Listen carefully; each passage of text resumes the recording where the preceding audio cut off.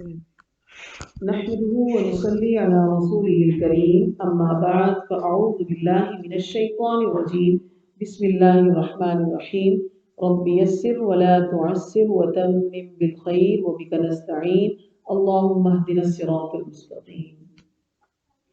सूरत आले इमरान आयत 146 चौथे पारे की। बिस्मिल्लाहिर्रहमानिर्रहीम वकअय्यिम मिन नबिय्यिन, और कितने ही नबी ऐसे गुजरे, कातला पस वो उनके साथ यानी जंग हुई, उनके साथ क़िताल हुआ और वो मारे गए अल्लाह की राह में। माहू उनके साथ रिब्बियूना, रब वाले अल्लाह वालों ने भी जंग की उनके साथ मिलकर।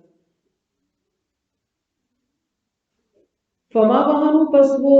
कमजोर नहीं हुए, वो लिमा असाबहुम, जो कुछ उनको पहुंचा फी सबिलिल्लाह, अल्लाह की राह में।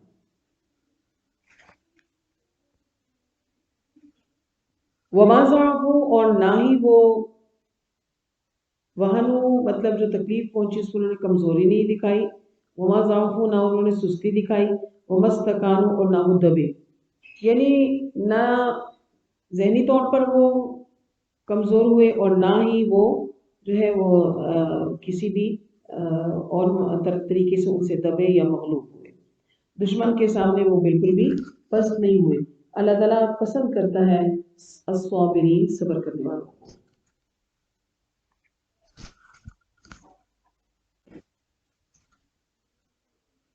हत्ता कि उनका जो कौल था वो ये था, सवाए इसके नहीं कि उनकी ज़बान पर क्या था कि रब्बना ग़फ़िर लना ज़ुनूबना, कि हमारे गुनाहों को माफ़ कर दे। जैसे कि तालूत के साथियों ने यही दुआ की थी कि अल्लाह हमारे गुनाहों को बख्श दे। तो यहाँ पर भी अल्लाह वालों का यही शेवा रहा कि मैदान जंग में दुश्मन से मुकाबला होगा तो अपने परवरदिगार से दुआएं करते, और दुआ अल्लाह ताला से ताल्लुक का बेहतरीन जरिया है जिसको एक मोमिन जो है वो छोड़ नहीं सकता है। ये इबादत का निचोड़ है। व इसराफना फी अमरिना, और जो हमारे साथ जो ज्यादतियां हुई हैं हमसे फी अमरिना, हमारे मामलात में जो हमने तजावुज़ किया है, हमें उस पर उस लग़ज़िश पर भी माफ़ी मांगी जा रही है। वज़ब्बित अक़दामना, और साबित कर दे या मजबूत कर दे हमारे कदमों को, यानी कि जिस तरह जंग बदर में अल्लाह ताला ने अहले ईमान के कदमों को मजबूत कर दिया था, क्योंकि मोमिन का तरीका कार यही कि वो अल्लाह ताला से जन्नत का रास्ता मांगता है, और जन्नत के रास्ते में जब वो दुनिया में जिस किसी पर भी चीज़ पर वो अमल करता है तो अल्लाह सुब्हानहू व तआला से उस पर साबित कदमी को मांगता है, तो फिर अल्लाह ताला उसको साबित कदम रखते हैं और अल्लाह ताला जो है वो उसकी फरिश्तों के ज़रिए से मदद फरमाते हैं। तो मुजाहिदीन की दुआओं का जिक्र किया जा रहा है कि 3 दुआएं ये करते, चौथी बात क्या कही जा रही है कि वंसुरना, और मदद कर हमारी काफिरीन के कौम के मुकाबले। तो ऐसों को अल्लाह ने सवाब दुनिया के सवाब भी दिए, वह हुस्न सवाबिल आखिरा, और आखिरत का सवाब भी अता किया उनको, कि अल्लाह ताला ने उनको दुनिया आखिरत के बेहतरीन अजर दिए, क्योंकि अल्लाह ताला युहिब्बु, पसंद करता है अल मुहसिनीन, नेकी करने वालों को। या अय्युहल्लज़ीना आमनू, ऐ लोगों जो ईमान लाए हो, इन तुतिओ, अगर तुम अताअत करोगे उन लोगों की, कहा मानोगे उन लोगों का, कफरू जिन्होंने कुफर किया, यरुद्दूकुम, तो वो लौटा देंगे तुमको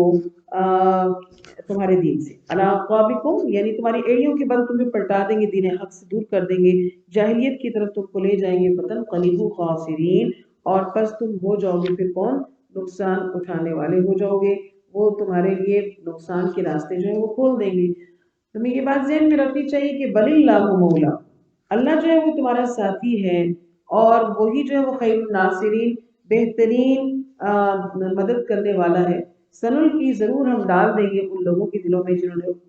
कुफर किया, रुअब, इस वजह से कि बिमा अशरकू बिल्लाही, उन्होंने शिर्क किया अल्लाह के साथ, जबकि उसके साथ कोई भी नाजिल नहीं किया उसने सुल्तानन, कोई दलील, कोई सनद, यानी अंधेरे में ही चल रहे हैं लोग। वमअवाहुम, और उनका ठिकाना अन्नारु, आग है। वबिअ्स मथवज़-ज़ालिमीन, और ये बहुत बुरा ठिकाना है।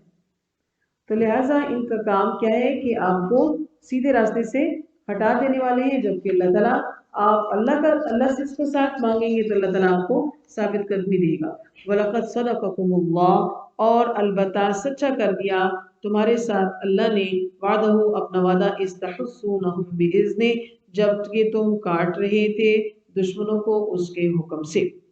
آپ نے مشرکین منافقین سے متعلق پڑھا کہ اللہ نے ان کی بات ماننے سے منع فرمایا اور اہل ایمان کو تقوی اور صبر کی روش پر اور راہ مستقیم پر قائم رہنے پر ہی تمہیں کامیابی حاصل ہوگی، اس کی تاکید کی۔ تو جنگ احد کا جو پورا ایک منظر تھا کہ اللہ نے اللہ کے نبی صلی اللہ علیہ وسلم نے صحابہ کی ڈیوٹیز لگائی تھی اور اس میں ایک مورچہ جو ہے وہ مقرر کیا تھا جس میں عبداللہ بن جبیر کی قیادت میں 50 تیر انداز جو مقرر ہوئے تھے، لیکن انہوں نے، ان کے ساتھیوں نے جو ہے وہ جلدی کی اور اللہ کے نبی صلی اللہ علیہ وسلم کے حکم کا انتظار کیے بغیر اپنا جو ہے وہ اپنی جگہ کو چھوڑ دیا، تو لہٰذا ان کی فتح جو تھی وہ شکست میں تبدیل ہو گئی، افراتفری پھیل گئی اور بہت سے صحابہ میں شہادت بھی ہو گئی اور زخمی بھی بہت ہوئے۔ پیارے نبی صلی اللہ علیہ وسلم کا رخسار مبارک بھی زخمی ہوا اور اسی طرح آپ کے دانت مبارک جو ان کے اوپر بھی چوٹ آئی۔ تو اس طرح سے جب معاملہ ہو گیا تو ان حالات کے پیش نظر اللہ نے اہل ایمان کو ان کی غلطی پر تنبیہ فرمائی اور ساتھ ہی تسلی دے دی اس آیت میں کہ یہ واقعہ تمہارے لیے آزمائش ہے، اس سے دل برداشتہ نہ ہونا، کیونکہ پہلے نبی صلی اللہ علیہ وسلم کی وفات کی خبر بھی جو ہے وہ مشہور ہو گئی تھی، جو کسی نے غلط خبر پھیلا دی تھی تو مسلمانوں میں ابتری اور پھیل گئی۔ تو اللہ نے تمہیں یہ وعدہ سچا کر دکھایا ہے کہ جب تم اللہ کے حکم سے کافروں کو یعنی اللہ کے دشمنوں کو اپنے یعنی تلواروں سے کاٹ رہے تھے، ان کو اپنے تیغ کے نیچے لے کر آ رہے تھے، یہی وہ وعدہ تھا کہ تمہیں تقوی اور صبر سے کام لیا تو تمہاری مدد کی جائے گی، لہٰذا ابتدائی جنگ میں اللہ نے تمہاری مدد فرمائی، تم غالب آئے، یعنی کسی کے دل میں یہ ہو کہ ہمیں احد میں شکست ہو گئی ہے تو یہ ٹھیک نہیں ہوا، نہیں، بلکہ اللہ نے تم کو جو ہے وہ فتح دی تھی، لیکن اس کے بعد جو ہے وہ دشمن جو تم پر آیا تھا تو اس کی غلطی جو ہے وہ آپ کے اپنے طرز عمل کی وجہ سے ہوئی۔ تو مقصد کیا ہے کہ ابتدائی جنگ میں اللہ نے تمہیں کفار پر غالب کر دیا تھا، حالانکہ اذا فشلتم تم بزدل بھی ہو گئے تھے، وتنازعتم اور جھگڑا بھی تمہارے اندر معاملات کے اندر پیدا ہو رہا تھا، وعصیتم اور تم نے نافرمانی کی، بعد اس کے کہ ما اراکم جو دکھایا تم کو وہ چیز دکھائی اللہ نے تم کو جو تم تحبون پسند کرتے تھے، یعنی تم فتح مانگ رہے تھے، اللہ نے تم کو فتح دکھا دی، لیکن تم نے رسول کا کہا نہ مانا اور مال غنیمت اکٹھا کرنے لگے جس کی وجہ سے تمہاری فتح شکست میں تبدیل ہوئی۔ کیونکہ یہ صورتحال کیوں پیدا ہوئی کہ منکم من یرید الدنیا، تم میں سے بعض ایسے تھے کہ جو دنیا کے تعلق ہو گئے، یعنی یہی انہی تیر اندازوں کی طرف اشارہ ہے کہ جنہوں نے مورچہ چھوڑا اور مال غنیمت اکٹھا کیا، اور کچھ جو تھے وہ آخرت کی طرف جو ہے وہ چاہتے تھے، تو یعنی جنہوں نے اپنی جگہ نہیں چھوڑی، تو یہ ثم صرفکم عنہم، لہٰذا پھر اس کے باوجود بھی اللہ تعالیٰ نے جو ہے وہ تمہاری مدد کی، ان کافروں کو تم سے ہٹایا اور تمہیں جو ہے وہ ہٹنا پڑا، نافرمانی کی وجہ سے پیچھے ہٹنا پڑا، اور یہ سارا کچھ اس لیے بھی ہوا کہ لیبتلیکم، تاکہ اللہ تم پر آزمائش کو ڈال دے،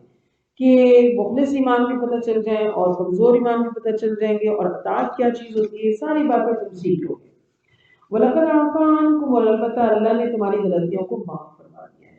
کہ اور ظاہر جسے اللہ معاف فرما دے تو وہ پاک ہو جاتے ہیں۔ اللہ صاحب فضل علی المؤمنین، ایمان والوں پر، اذ تسعدون، جب تم اوپر جا رہے تھے، صعود کہتے ہیں اوپر چڑھنے کو یا دور چلے جانے کو بھی کہتے ہیں، کفار نے جب دو طرف سے حملہ کیا تو تم دباؤ میں آ گئے، ٹھہر نہ سکے، دور تک چلے گئے، ولا تلوون علی احد، کوئی بھی پیچھے نہیں دیکھ رہا تھا، حالانکہ رسول جو تھے وہ تم کو بلا رہے تھے، فی اخراکم، تم کو پیچھے سے، فاصابکم غم بغم، پس پھر پہنچا تم کو غم پہ غم، یعنی کافروں کا دباؤ اتنا زیادہ پڑ گیا اور اوپر سے آپ صلی اللہ علیہ وسلم کی شہادت کی افواہ بھی ان کو سننے کو ملی، تو یہ اندھا دھند بھاگنے لگے، اندھا دھند بھاگنے لگے، اور ان میں حضرت عثمان رضی اللہ بھی شامل تھے، لیکن اللہ تعالیٰ نے سب کو معاف فرما دیا۔ اللہ نے اس واقعے کو یاد دلایا کہ تمہیں دو غم ملے، ایک جو ہے وہ شکست کا غم، دوسرا تمہیں اپنے نبی کی شہادت کی خبر کا غم مل گیا۔ اللہ نے یہ آزمائش ڈالی تم پر، لکھی لا تحزنوا، تاکہ تم اس بات کو بھی سمجھ لو کہ نہ رہے تم کو غم علی اس پر، علی ما فاتکم، جو تم سے چلا جائے، جو چیز تم سے چلا جائے تو وہ اس کے اوپر تم اس کو اللہ کی مرضی سمجھتے، اس پہ صبر سے رہتے ہوئے اپنے مشن کو آگے چلاتے رہو، اور ولا ما اصابکم، اور جو کچھ تم کو پہنچا ہے، اس سب کے بارے میں تمہیں یعنی صبر کرنے کا تمہیں طریقہ کار آ جائے، اگر فتح حاصل نہیں ہوئی تو کوئی بات نہیں، آئندہ اللہ بہتر فتوحات دیں گے، اور اللہ تعالیٰ خبیر باخبر ہے جو تم عمل کرتے ہو۔ ثم انزل علیکم من بعد الغم، اور پھر نازل کیا اللہ تعالیٰ نے تمہارے اوپر اس غم کے بعد جو ہے وہ امنتن اونگ کو تاریخ امن کے لیے معاصر اونگ کو یا شاہ جو ڈھانپ رہی تھی طائفۃ منکم ایک گروہ کو، یعنی اونگ ڈال دی ان کے اوپر، جیسے نیند سے پہلے کی جو کیفیت ہوتی ہے جس میں انسان کو طبیعت کا بڑا سرور ہوتا ہے اور وہ بڑا ریلیکس فیل کرتا ہے، تو اہل ایمان کا اللہ نے غم دور کیا، ان کا بوجھ ہلکا کیا کہ وہ تازہ دم ہو جائیں، تو اللہ نے اوپر اونگ کو طاری کر دیا، اور یہ اونگ جو تھی وہ ڈھانپ رہی تھی تم میں سے ایک گروہ کو، یعنی جو پکے اور سچے مسلمان تھے، ان پر اللہ نے ایک تسلی کی، ایک اونگ کی کیفیت طاری کر دی کہ وہ ہلکا پھلکا سو گئے۔ منافقین اس کیفیت سے جو ہے وہ خالی تھی، منافقین کے اوپر یہ کیفیت نہیں آئی، ان کو یہ نصیب نہیں، جبکہ ان کی حالت اس وقت کیا تھی کہ وہ لوگ قد اہمتہم انفسہم، اپنی جانوں کی فکر کر رہے تھے کہ پتہ نہیں اب کیا ہوگا، مشکل سے نکلنے کے لیے یہ جان چلی جائے گی یا کیا ہوگا۔ اور اسی طرح وہ باطل خیالات یظنون سوچ رہے تھے اللہ کے ساتھ غیر الحق کی ناحق گمان کر رہے تھے، غلط خیالات کو قائم کر رہے تھے، اور یہ گمان ایسے ہیں کہ ظن الجاہلیت، جاہلیت والے گمان ہیں، یعنی ساتھ ساتھ یعنی ان کا ظاہر تقدیر کے عقیدے کی بھی تکذیب کی، اللہ پہ بھروسے کی کمی تہائی ہو رہی تھی، تو یہ گندے عقائد والے لوگ تھے، منافقانہ ذہن والے، زمانہ جاہلیت کی ذہنیت رکھنے والے لوگ تھے، تو یہ کہنے لگے کہ یقولون هل لنا من الامر من شیء، کیا ہمارے معاملے میں کچھ اور بھی ہے، یعنی ہم پہ تو غم پہ غم پڑ رہا ہے، کیا ہمارے لیے کچھ اچھا بھی ہے، یعنی اللہ کے ساتھ اس طرح کی باتیں سوچ رہے تھے اور جاہلانہ باتیں کر رہے تھے۔ تو قل کہہ دیجئے اے نبی صلی اللہ علیہ وسلم، ان الامر کلہ للہ، کہ بے شک حکم اور کام معاملے سارے کے سارے اللہ کے ہاتھ میں، کسی کو مجاز دخل نہیں، جو چاہے وہ کر دیتا ہے، یخفون، اور وہ جو چھپاتے ہیں اپنے دلوں میں، ما لا یبدون لک، اور آپ کے لیے ظاہر نہیں کرتے، یعنی منافق جو ہے اپنے گندے خیالات کو چھپاتا ہے اور ظاہر نہیں کرتا ہے، اللہ فرما رہے ہیں کہ یہ بدبخت اپنی منافقت کا اظہار ان الفاظ میں کرتے ہیں کہ وہ کہتے ہیں کہ لو کان لنا من الامر شیء، کہ اگر ہمارے ہاتھ میں کوئی اختیار ہوتا اس معاملے میں تو ما قتلنا ہاہنا، تو ہم یہاں پہ قتل نہ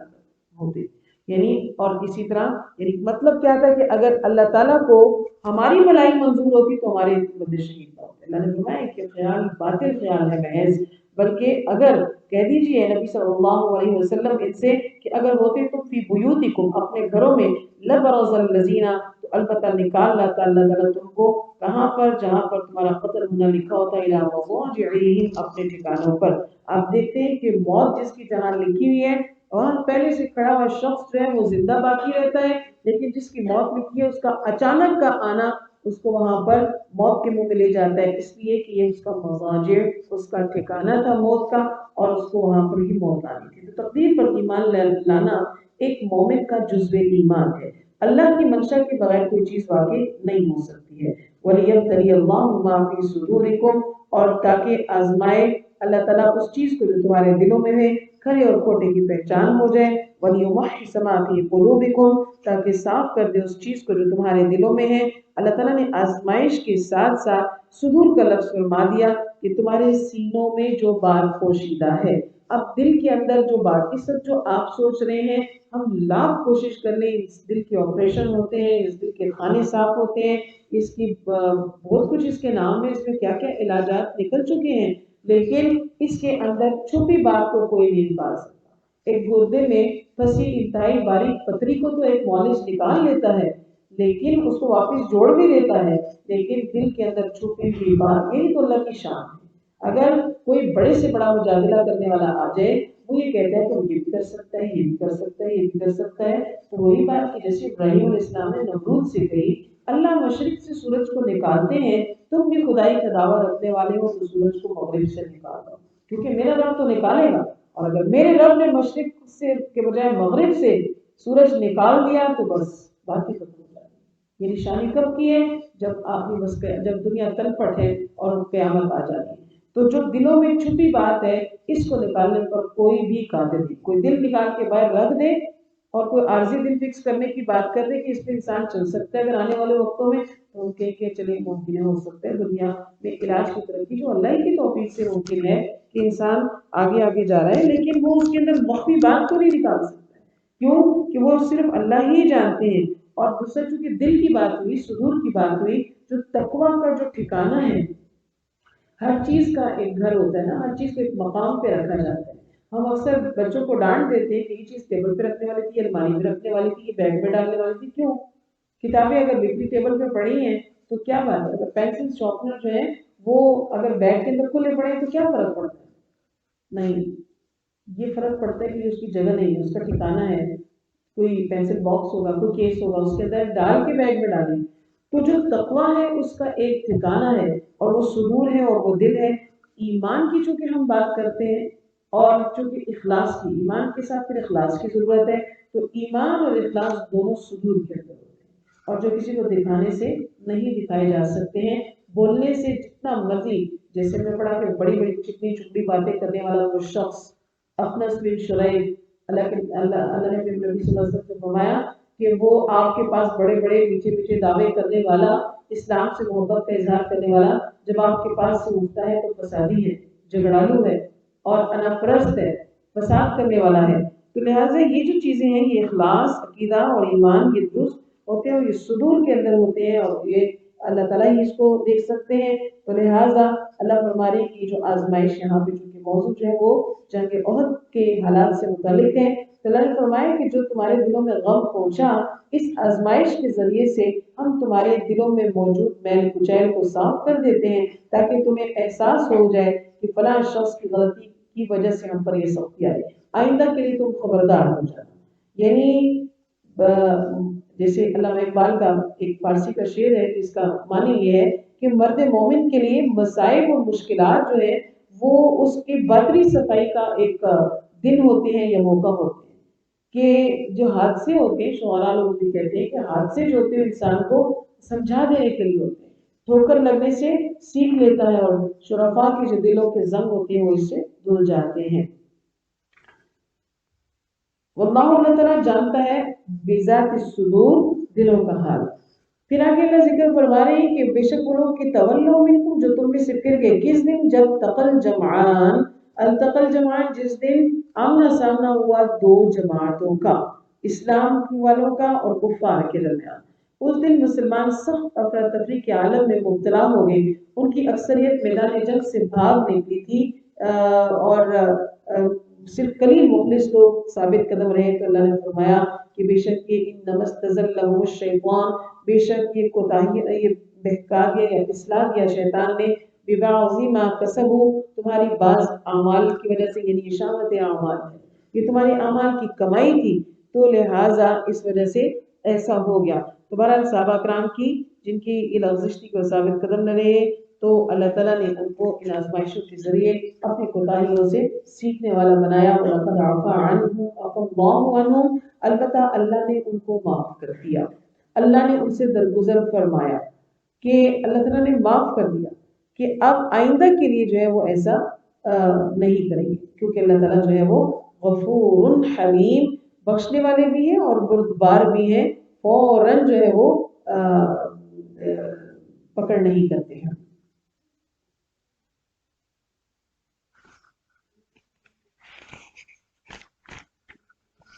آیت 156 میں اللہ تعالیٰ فرماتے ہیں کہ یا ایھا الذین آمنوا، اے لوگوں جو ایمان لائے ہو، مت ہو جانا کس کی طرح، کالذین، ان لوگوں کی مانند جنہوں نے کفر کیا ہے۔ ایمان والو ان لوگوں کی طرح نہ ہو جانا، کیونکہ منافقین کا گروہ جو ہے وہ کفار میں ہی شامل ہے، کیونکہ وہ اعتقادی منافق ہیں اور جماعت کے بدترین لوگوں میں ان کا شمار ہوتا ہے، اور ان کا درجہ بھی جہنم میں سب سے نچلا ہوگا۔ اور انہوں نے کہا لاخوانہم، اپنے بھائی بندوں سے کیا کہا تھا، مطلب اپنے مسلمان بھائیوں سے منافقین نے یہ کہا کہ اذا ضربوا فی الارض، جب بھی انہوں نے زمین میں کوئی سفر کیا، او کانوا غزا، یا کبھی وہ کسی جہاد میں شریک ہوتے، یعنی مسلمان تجارتی سفر پر ہوتے یا جہاد میں شریک ہوتے، تو وہاں موت آ گئی، شہادت نصیب ہو گئی، تو ایسی صورتحال میں منافقین ان کو کہتے کہ لو کانوا عندنا، اگر یہ ہمارے پاس ہوتے، یعنی اس جہاد میں، اس جنگ میں شریک نہ ہوتے، تو ما ماتوا وما قتلوا، نہ مرتے اور نہ مارے جاتے، یعنی بچ جاتے، ہماری سن لیتے، ہمارے ساتھ ہوتے۔ تو ایسی جو بات کرتے ہیں، تو منافقین کا مقصود کیا تھا، لیجعل اللہ، تاکہ بنا دے اللہ تعالیٰ ان کے دلوں میں حسرت، یعنی یہ بات ان کے دل میں راسخ ہو جائے کہ منافقین بات تو صحیح کہتے ہیں، واقعی اگر جہاد میں شریک نہ ہوتے تو ہمارے آدمیوں کی جان بچ جاتی۔ اللہ نے مسلمانوں کو تنبیہ فرمائی کہ منافقین کی ایسی مایوس کن باتوں پہ نہ آئیں اور اللہ کے حکم کے مطابق جہاد میں بڑھ چڑھ کر حصہ لیں کیونکہ منافقین کا ان کے دلوں میں حسرت کا پیدا ہو جانا، کہ حسرت پیدا کرنے کا معنی یہ بھی ہو سکتا ہے کہ منافقین کے دلوں میں اللہ حسرت پیدا کر دے کہ اگر مسلمان کفار اور منافقین کی اس چال میں نہ آئے تو وہ سفر اور جہاد میں برابر شریک ہوتے رہے، تو یہ چیز خود منافقین کے لیے باعث حسرت ہوگی کہ یہ لوگ ڈرتے نہیں ہیں، یہ لوگ ہمارے کہنے سے باز نہیں آتے، پھر بھی جہاد میں حصہ لے رہے ہیں، ہماری ساری کوششوں کے باوجود جو ہے کہ ہمارے بہکاوے میں نہیں آتے، تو یہ چیز ان کے دل کی حسرت بن جائے گی۔ اللہ ہی ہے یحیی جو زندگی دیتا ہے اور موت دیتا ہے، تو موت کے ڈر سے کبھی بھی میدان جنگ سے جو ہے وہ غیر حاضر نہ ہوا جائے جب اللہ تعالیٰ کی طرف سے ان کے لیے یا حالات ایسے کہ ان کے لیے جہاد لازم ہو رہا ہے تو جہاد میں حصہ لینا چاہیے، کیونکہ اگر میدان جنگ میں موت آنا بھی مقدر ہے تو پھر حضرت خالد بن ولید کو نہ بھولیں کہ خالد بن ولید جب کا کفر کا زمانہ تھا تو وہ بڑے جری اور بہادر اپنی فوج کے سپاہیوں میں سے تھے اور کمانڈر تھے، اور مسلمانوں کے خلاف برسر پیکار رہتے تھے، اور جب اللہ تعالیٰ نے ان کو ایمان کی دولت نصیب فرمائی تو پھر عملی طور پر سارے جنگوں میں جہادوں میں حصہ لیتے رہے، اور وہ خود کہتے ہیں کہ وہ ایسا قابل جرنیل تھا کہ جس کے جسم پر یعنی میدان جنگ میں حصہ لیتے رہتے کوئی حصہ ایسا نہیں تھا کہ اس کے اوپر زخم نہ آئے، اتنے تسلسل کے ساتھ وہ جنگوں میں اور اس کے بعد پھر اسلام آنے کے بعد جہاد میں شریک ہوتے رہے، لیکن ان کو جب ان کی جو موت ہے وہ میدان جنگ میں نہیں آئی، ان کو اللہ تعالیٰ نے جو ان کا مقام لکھا تھا ان کو اپنی بیماری کے بستر کے اوپر ہی جو ہے وہ موت آئی، تو لہٰذا موت کے خوف سے اللہ کی راہ میں جہاد نہ کرنا یہ بزدلی کی علامت ہے۔ وَلَئِن قُتِلْتُمْ فِي سَبِيلِ اللَّهِ اگر کوئی اللہ کی راہ میں مارا جائے اور وہ تم یہ خود ہی فوت ہو جائے، یہ اس کی اچانک کسی وجہ سے موت ہو گئی ہے یا دشمن نے اس کو مار دیا ہے، تو اللہ فرماتے ہیں کہ لَمَغْفِرَةٌ مِّنَ اللَّهِ اللہ کی طرف سے تو بخشش کا اعلان ہو گیا، وہ شہیدوں میں شمار ہے اور تمام گناہ معاف ہو جائیں گے اور اس کی غلطیاں جو ہیں وہ بھی معاف کر دی جائیں گی، ایک بڑی کامیابی ہے، اور جہنم سے بچنا ہی تو کامیابی ہے، رحمت اور اس کے لیے مغفرت بھی ہے اور ساتھ ساتھ میں رحمت بھی ہے، اور خیر یہ بہتر ہے مما یجمعون اس دنیاوی چیزوں سے جو یہ اکٹھا کر رہے ہیں، یہ تو چند روزہ دنیا ہے، اس کے بعد تو کچھ بھی حاصل نہیں ہوگا، وَلَئِن مُتُّمْ أَوْ قُتِلْتُمْ تم مارے جاؤ یا مر جاؤ، چاہے کوئی دیکھیں کوئی ایسا سارے لوگ تو میدان جنگ میں نہیں ہوتے، اگر ہم افواج پاکستان کو دیکھتے ہیں تو وہ کتنے پرسنٹ لوگ ہیں جو میدان جنگ میں اس وقت کھڑے ہوں یا دشمن کے خلاف کھڑے ہوں، باقی بھی تو اپنے دیگر منصب پر لگے ہوئے اپنے کام کر رہے ہیں، کچھ ہی لوگ ہوتے ہیں جو آگے میدان جنگ میں یا کسی ایسے محاذ پر قائم ہوتے ہیں، کسی سرحد پر ہوتے ہیں، اور پھر باقی کی ہم دیکھتے ہیں کہ باقی جو 22 کروڑ عوام ہے تو ان میں سے ایک کتنے پرسنٹ حصہ ہے جو جانی طور پر اس راستے میں شریک ہے، تو باقی کیا پھر سارے زندہ وہ لوگ نہیں مرتے، پیچھے کی جو اتنے کروڑوں عوام ہیں ان میں سے لوگ نہیں مرتے، تو اللہ فرما رہے ہیں کہ اگر تم میدان جنگ میں مارے جاؤ اور گھر بیٹھے بیٹھے تمہیں موت آ جائے، دونوں میں فرق ہی کیا ہے؟ دونوں میں کوئی فرق نہیں ہے، درجات کے علاوہ کی بات کریں دونوں صورتوں میں کیا ہے کہ إِلَى اللَّهِ تُحْشَرُونَ، ہر صورت میں کیا ہے اکٹھا اللہ کی جانب ہونا ہے، انہوں نے بھی اللہ کے پاس آنا ہے، تم نے بھی اللہ کے پاس آنا ہے، تو یہاں پر منافقت کی موت مرتے ہوئے یہاں پر لوگوں کو مایوس باتیں کرتے کرتے جب مرو گے تو جواب دے ہوگے، وہ تو میدان جنگ میں جو مارے گئے ہیں ان کو تو اللہ تعالیٰ مرنے کے بعد بھی رزق عطا کرے گا، فرق یہ ہو جائے گا اس کے درمیان، تو لہٰذا دونوں صورتوں میں اللہ کے پاس آنا ہے اور باز پرس ہونی ہے اس کے اعمال کی۔ فبما رحمت بس اللہ کی جو رحمت کے جو سبب ہیں اسی وجہ سے، فبما بس اسی وجہ سے، یہاں پہ موضوع جو ہے یا اللہ تعالیٰ جو بات فرما رہے ہیں مخاطب کون ہے؟ پیارے رسول اللہ صلی اللہ علیہ وسلم کہ اللہ تعالیٰ نے اپنے حبیب کی تعریف فرمائی ہے کہ آپ کو اللہ نے اپنے فضل سے اپنی رحمت سے فبما رحمت من اللہ لنت لهم لوگوں کے لیے نہایت ہی نرم دل اور شفیق بنایا ہے، آپ اپنے صحابہ سے بہت اچھا اس میں سلوک کرتے تھے، بہت ہی ان کی غلطیوں کی اصلاح فرماتے رہتے تھے، اور آپ ان کے لیے بہت ہی وسیع دل رکھنے والے تھے، تو اسی لیے مسلمان تو مسلمان، دشمن اور کافر اور غیر مسلم بھی آپ کے بارے میں کوئی ایسی بات سب نہیں کر سکتا تھا جو آپ کی ذات سے متعلق ہو۔ ان کی دشمنی آپ سے تو تھی نہیں، اصل میں تو دشمنی لا الہ الا اللہ سے تھی کہ وہ توحید نہیں کہنا چاہتے تھے، تو لہٰذا آپ تو بہت ہی محبت رکھنے والے تھے۔ تو چونکہ غزوہ احد میں ایک بہت بڑی کوتاہی ہوئی ہے مومنین کے ساتھ، آپ کو اللہ نے اپنے حبیب کی جو ہے مدح کو بیان کرتے ہوئے کہا، اور پھر یہاں پر ہم دیکھتے ہیں کہ اللہ تعالیٰ اپنے پیارے نبی کی، اپنے حبیب کی صفت کو بیان تو کر رہے ہیں، لیکن یہاں پر اگر دیکھا جائے تو دراصل اللہ تعالیٰ اس صحابہ کو جو ہے وہ تسلی دے رہے ہیں۔ دراصل اللہ تعالیٰ صحابہ کو اکیلا نہیں ہونے دے رہے ہیں، اللہ تعالیٰ ان مخلص ایمان والوں کے ساتھ کھڑے ہو گئے ہیں۔ اللہ تعالیٰ ان کا یوں ساتھ دے رہے کہ اے میرے پیارے نبی صلی اللہ علیہ وسلم، آپ ان کی غلطی کو معاف کر دیں، آپ بھی ان کے ساتھ ان کی اس کوتاہی کی اصلاح فرما دیں، اس لیے کہ آپ کو اللہ نے اپنے فضل سے لنت لہم کے لیے بہت شفیق بنایا ہے۔ کیوں کہ ان سے یہاں پر یہ کوتاہی ہوئی، انہوں نے سما و طاعت کا خیال نہیں رکھا، تو لہٰذا آپ ان کے ساتھ نرمی کا معاملہ کیجئے، اور ساتھ میں بتایا کہ دیکھیے وَلَوْ كُنْتَ فَظًّا، اگر ہم نے بنایا ہوتا آپ کو، یا اگر آپ ہوتے فَظًّا تُضْحُ، غصے والے ہوتے، سخت مزاج ہوتے، غلیظ القلب، تنگ دل ہوتے، لَانْفَضُّوا مِنْ حَوْلِكَ، یہ جانثال صحابہ آپ کی شہادت کی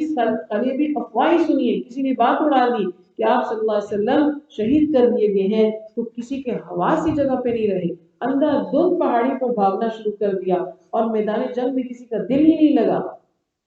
اور سب نے اپنی جگہ چھوڑ دی۔ تو آپ ان کو، اگر آپ اس لیے کہ آپ ان کے لیے بہت للتلام تھے، اور یہ آپ سے بہت محبت رکھنے والے ہوگے، اگر آپ ایسے نہ ہوتے، سخت دل ہوتے یا سخت مزاج ہوتے، آپ عالی اخلاق والے نہ ہوتے، تو یہ آپ کے پاس کتنا بڑا جنہ وفیر نہ ہوتا۔ یہ آپ کی محبت اور آپ کے اخلاص کے ساتھ ہی، یا آپ کے شائستہ مزاج کے ساتھ ہی آپ کے کی وجہ سے آپ کے پاس ہے۔ لہٰذا کیونکہ یہاں پہ امکان، آپ صلی اللہ علیہ وسلم کی طبیعت کا خاصہ تو یہی تھا، آپ کا نبوت سے پہلے بھی خدیجہ جو آپ کو تسلی دے رہی تھی کہ آپ تو رشتہ داروں کا خیال رکھنے والے ہیں، بیواؤں کی مدد کرنے والے ہیں، دکھیوں کا جو ہے وہ دکھ بانٹنے والے ہیں، تو اللہ آپ کے ساتھ ہے، اللہ آپ کو کبھی بھی اکیلا نہیں چھوڑے گے۔ تو یہ تو نبوت سے پہلے کی بات ہے، تو نبوت آنے کے بعد آپ کی شان میں تو ظاہر ہے روز بروز کے اعلیٰ درجے جو ہے وہ بڑھتے ہی رہے ہیں، تو لہٰذا امکان ایک موجود تھا، آپ کرتے تھے نا، لیکن ایک امکان کی گنجائش ہو سکتی تھی کہ آپ صلی اللہ علیہ وسلم کے دل میں کچھ رنجش باقی رہتی کہ دیکھیں میں نے ان کو یہ ڈیوٹیز لگائی تھی، انہوں نے میری بات کا انتظار، میرے جواب کا انتظار کیے بنا ہی انہوں نے جگہ چھوڑ دی، تو لہٰذا آپ کو رنج نہ رہے، آپ دل سے ان کو معاف کر دیں اور ان کے لیے بخشش کو طلب کریں، تاکہ اللہ تعالیٰ بھی ان کو بلند درجوں پر فائز کر دے۔ یہ آپ کے مخلص ساتھی ہیں۔ واللہ اور بے شک اللہ تعالیٰ یحب پسند کرتا ہے کس کو؟ المتوکلین، بھروسہ کرنے والوں کو۔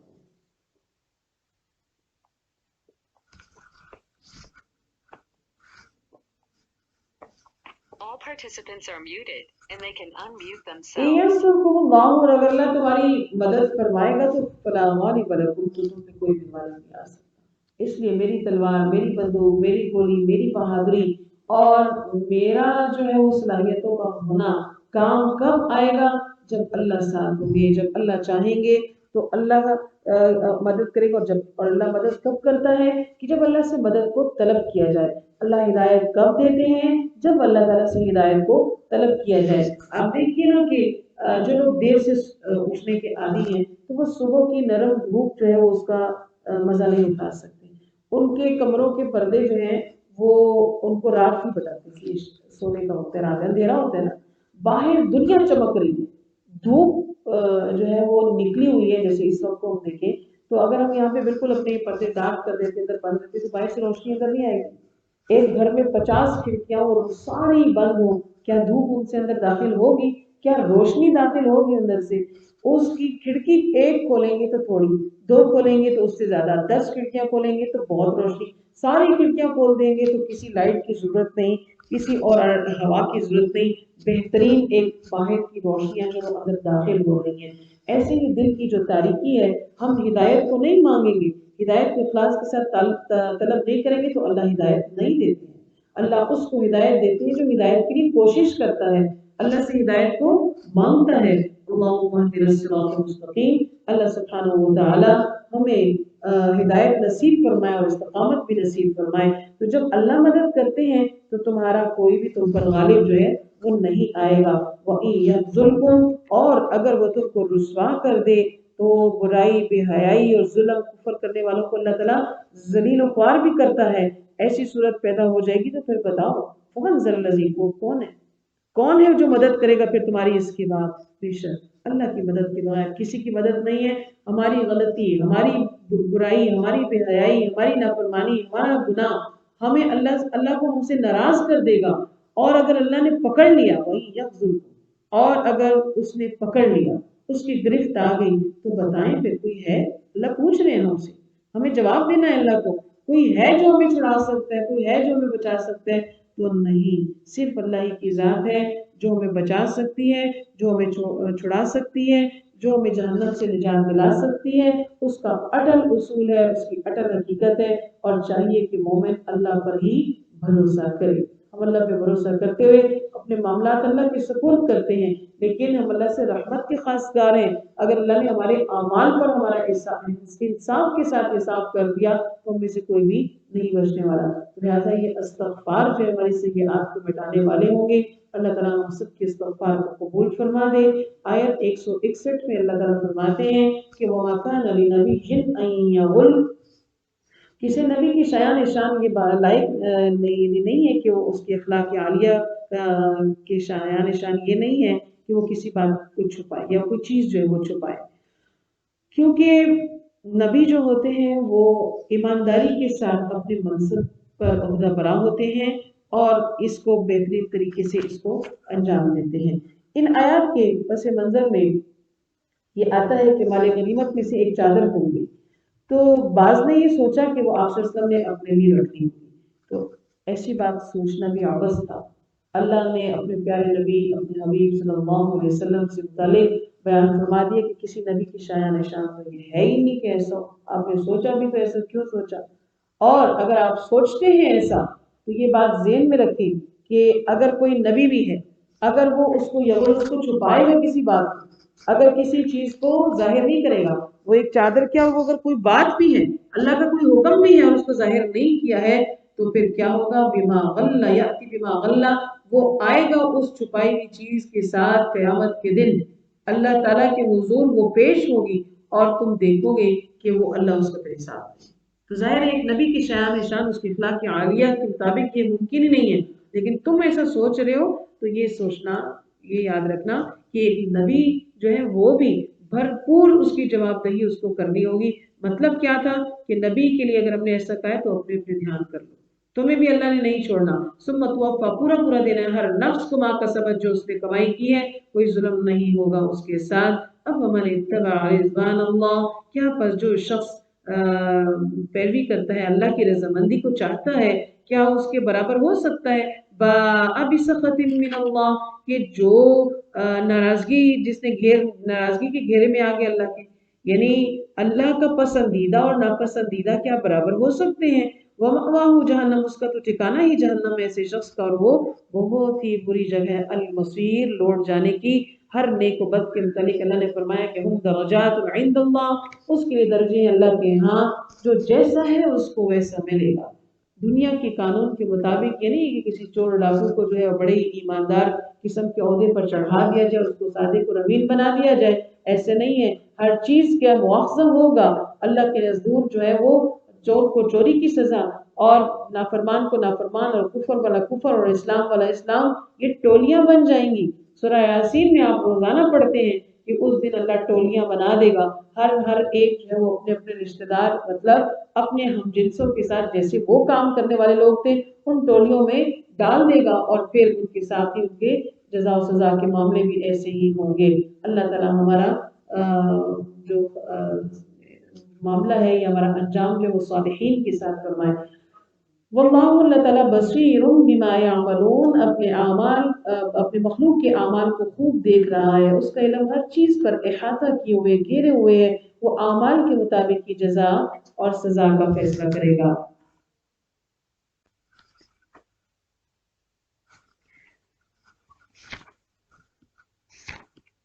लक़द मन्नल्लाहु آیت 164 میں اللہ فرماتے ہیں کہ البتہ احسان کیا ہے اللہ تعالیٰ نے علی المؤمنین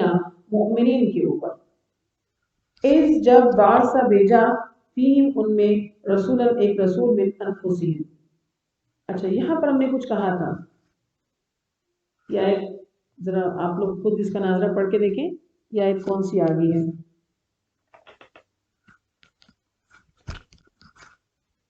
کسی کو ذہن میں آ رہی ہے؟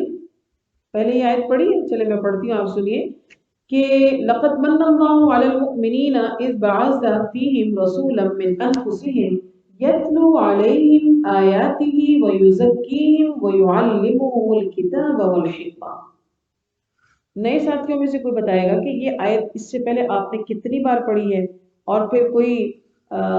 یہ بتائے کہ کہاں کہاں پڑھی ہے. تو سبحان اللہ بحمدہ.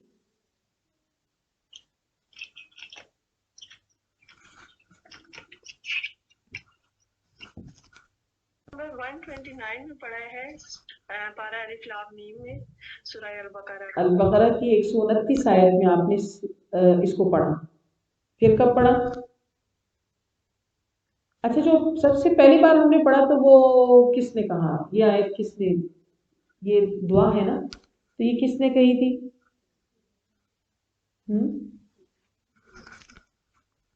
حضرت ابراہیم علیہ السلام. حضرت ابراہیم علیہ السلام نے، بارک اللہ فیک، کہ حضرت ابراہیم علیہ السلام نے دعا کی تھی کہ اللہ بھیج دے ان میں ایک رسول جو ان میں سے ہو جو یتلو علیہم آیاتی ویزکیہم ویعلمہم الکتاب والحکمہ. دوبارہ ہم نے اس کو پڑھا تھا اس آیت کو، پھر البقرہ میں ہی پڑھا تھا دوبارہ بھی. جی 151 آیت میں آپ نے پڑھا اس کو. اس میں کس نے، اس میں کیا پڑھا، وہ کون کہہ رہا تھا؟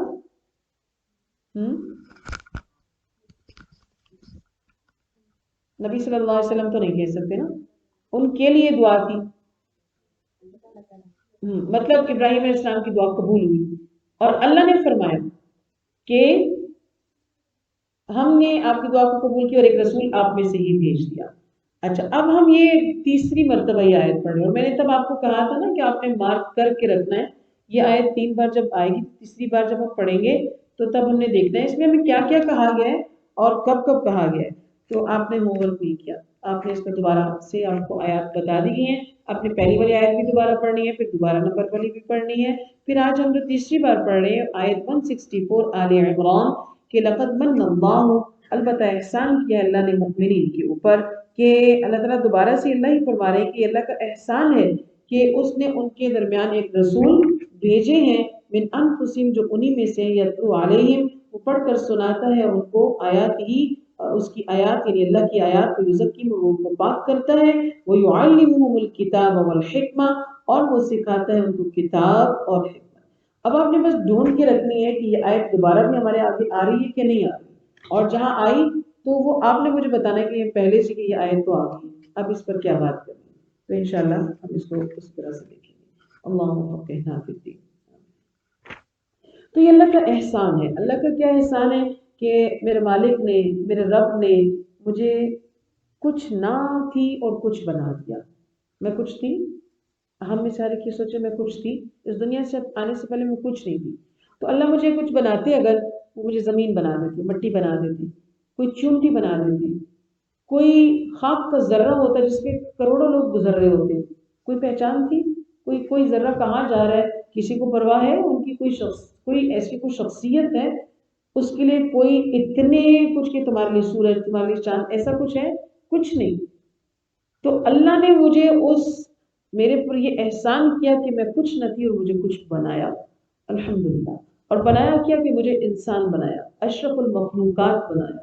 اور پھر اس کے بعد ایمان کی دولت نصیب فرما دی، پھر قرآن عزیز دے دیا. پھر یہ کہ سب سے بڑی بات جو آیت ہمیں بتا رہی ہے کہ تمہیں ایک رسول دیے، قرآن ہمیں رسول کے ذریعے سے ملا جو ہمارے تزکیہ نفس کے لیے، اور پھر اللہ تعالیٰ نے ہمارے لیے یہ سب کچھ پیدا کر دی. یہ ساری کائنات آپ بتائیں نا کہ کسی جانور کے فائدے کے لیے ڈائریکٹ نہیں ہے، ہم سے جو بچتا ہے تو وہ جانور اور پرندے ان کے لیے ہوتا ہے. خاص خاص اور اچھی اصل چیزیں کس کے لیے ہیں؟ انسان کے لیے. تو تزکیے کی بات اس امت کے لیے لے کر آئے ہیں کہ سب سے پہلے انسان کی باطنی گندگی دور ہو جائے اور اس کے عمل جو ہے اس سے خصلتیں صاف ہو جائیں، نفاق بد اخلاقی پاک ہو جائیں، اوصاف حمیدہ کی طرف، تعریف شدہ صفات کی طرف اس کا سفر جو ہے وہ جاری ہو جائے۔ تو ایک ایسے نبی اللہ نے بھیجے، اللہ نے اپنے حبیب کی تعریف بھی فرمائی، اور پھر وہ جو ابراہیم خلیل اللہ نے دعا کی تو اس کی قبولیت کا بھی ذکر ہو گیا کہ اللہ تعالیٰ نے ان کو نبی بھی ان کے درمیان سے بھیج دیا اور کتاب بھی دے دی جو دانائی کی، دانش مندی کی گہری باتیں جو ہے وہ سکھاتے تھے، تاکہ انسان گمراہی کے تھا گہرائیوں سے نکل جائے، کیونکہ اس سے پہلے نبی ضلال مبین، البتہ وہ واضح گمراہی میں تھے۔ اولما اصابتکم مصیبت، کیا جس وقت تم کو پہنچتی ہے کوئی مصیبت، قد اصبتم مثلیہا، تو تم نے پہنچائی مصیبت مثلیہا اس سے دگنی۔ اب یہ وہی واقعات بھی واقع احد کے سلسلے کی کڑیاں ہیں کہ اس میں ان کو جو مصیبت یعنی احد کے مقام پر جب ان کو 70 صحابہ شہید ہو گئے، اکابرین شہید ہو گئے اور قیدی بھی بن گئے، تو اب احد کی شکست سے دل برداشتہ نہ ہو جائے، اللہ ان کو فرما رہے کہ تم نے بدر میں اس سے زیادہ برا حال کیا تھا۔ تو جب شکست ہوئی تم نے کہا کہ انا ھذا، یہ کہاں سے ہے، یہ کیسے ہوگی، ہمیں شکست کیوں؟ تو اللہ نے فرمایا کہ قل، کہہ دیجئے نبی صلی اللہ علیہ وسلم، وہ من عند انفسکم، یہ تکلیف تمہیں تمہارے اپنے طرف سے پہنچی، کیوں کہ رسول کے حکم دوگلی کی تم نے اور مورچے کو چھوڑ دیا تم نے، تو شکست تو ملنی تھی، یہ تمہارے اپنے کیے کا خمیازہ ہے۔ تو لہٰذا سپہ سالار کی یعنی کسی بھی جنگ، آج بھی کوئی شخص، یعنی یہ سنت ہے، یہ طریقہ ہی سلسلہ میدان جنگ میں کہ اپنے سپہ سالار کی، اپنے کمانڈر کی جو ہے وہ اطاعت کرنی ہے، جیسے جیسے وہ بتائے گا اس پر چلنا ہوگا۔ انہوں نے نہیں کیا، جو سپہ سالار اعظم رسول اللہ صلی اللہ علیہ وسلم کی جنگی حکمتیں تھیں، آج ان سے فائدہ اٹھایا جا رہا ہے تاکہ نقصان نہ ہو، اور وہ تو کم سے کم ہو۔ ان اللہ بشک اللہ تعالیٰ علی کل شیء قدیر وما اصابکم یوم التقى الجمعان، دو جماعتوں کا جب آمنا سامنا ہوا، غزوہ احد کے موقع پر جو تکلیف تم کو پہنچی ہے، اہل اسلام اور اہل کفر جو تھے وہ اکٹھے ہوئے آمنے سامنے ہوئے، تو اس میں کفار نے کوئی کارنامہ نہیں انجام دیا، بلکہ یہ فبإذن اللہ، یہ اللہ کا حکم تھا، یہ نہیں تھا کہ کافر بڑا بڑھ چڑھ کر بہادر بن کے تم سے آگے، یہ اللہ کا اذن تھا، اللہ کی طرف سے تقدیر میں لکھا تھا، اس کی مشیت تھی، اس کے ارادے کے بغیر یہ واقع نہیں ہو سکتا تھا، لہٰذا اس پہ زیادہ افسوس نہ کرو کہ وہ آئے اور نے یہ کیا اور ہمارے ساتھ ایسا ہو گیا، نہیں، اللہ کو منظور تھا، اس لیے کہ آپ کو تو ظاہر نقصان دکھ رہا ہے، لیکن اللہ کی حکمت کیا تھی کہ وَلِيَعْلَمَ الْمُؤْمِنِينَ، معلوم ہو جائے مومن کو، اور لِيَعْلَمَ الَّذِينَ نَافَقُوا، اس کی منشا تھی کہ جان لے منافقین کو بھی ممتاز کر دے، وہ کھل کر سامنے آ جائیں۔ وَقِيلَ لَهُمْ، اور کہا گیا ان سے، یعنی ان منافقوں سے کہ جب ان سے کہا گیا کہ آؤ قاتلوا، لڑو اللہ کی راہ میں، اوت کو یہ دفاع کرو، جنگیں دو طرح سے ہوتی ہیں، ایک جو ہے وہ اقدامی جنگ ہوتی ہے اور ایک دفاعی جنگ ہوتی ہے، اسلام میں دونوں قسم کے جہاد رواں ہیں، تو لہٰذا جب ان سے کہا جاتا کہ آؤ، تو قالوا، وہ کہتے کہ لو نعلم قتالا لاتبعناکم، اگر ہمیں معلوم ہوتا کہ یہ کسی ڈر کی لڑائی ہے، کوئی واقعی جنگ ہے، تو ہم شریک ہو جاتے ہیں، ہم اس کو لڑائی نہیں مانتے، یہ تو اپنے آپ کو ہلاکت میں ڈالنے کے مترادف ہے۔ ہم للکفر یومئذ، اس دن وہ کفر میں تھے ایمان کی نسبت، ایمان سے زیادہ ان کے اندر کفر تھا، یقولون، وہ کہہ رہے تھے بافواہہم، اپنے منہ سے، ما لیس فی قلوبہم، جو ان کے دلوں میں نہیں تھا، زبان سے مسلمانوں کی حمایت کا دم بھر رہے تھے، دلوں میں نفاق بھرا پڑا ہوا تھا۔ عبداللہ بن ابی نے یہی تو کہا تھا کہ ہماری بات نہیں مانی گئی ہے، ہم نے شہر میں رہ کے دفاع کرنا تھا، لہٰذا ہم جنگ میں شریک ہی نہیں ہوتے۔ اللہ نے اس کی منافقت کا پردہ فاش کیا، کیونکہ اللہ اعلم، جانتا ہے، بما یکتمون، جو وہ چھپاتے ہیں اس کو۔ الذین، وہ لوگ، قالوا، جو کہتے ہیں کہ لاخوانہم، اپنے بھائیوں سے، وقعدوا، اور وہ بیٹھ رہے خود، لو اطاعونا ما قتلوا، اگر یہ ہماری بات مان لیتے، قتل نہ ہوتے، تو یہ شہر کے اندر ہی رہتے تو زیادہ بہتر تھا۔ فَادْرَؤُوا عَنْ أَنفُسِكُمُ الْمَوْتَ، تو قل کہیے نبی صلی اللہ علیہ وسلم ان سے کہ اچھا وہاں نکلنے سے موت آئی ہے، تو اب تم اپنے اوپر سے موت کو ہٹا دو، تم بچ گئے ہو، تم یہ کہہ رہے ہو کہ تم پیچھے رہے تو بچ گئے، آج کے بعد اپنے اوپر سے موت کو ہٹا کر تم بتاؤ، تم پر جب موت وارد ہونی ہے تم نہیں روک سکتے ہو اس کو، جب وہ آئے گی تو سیکنڈ آگے اور پیچھے نہیں ہوگی، ان کنتم صادقین، اگر تم سچے ہو کہ موت کو بھگا سکتے تھے تو آج بھگا دو۔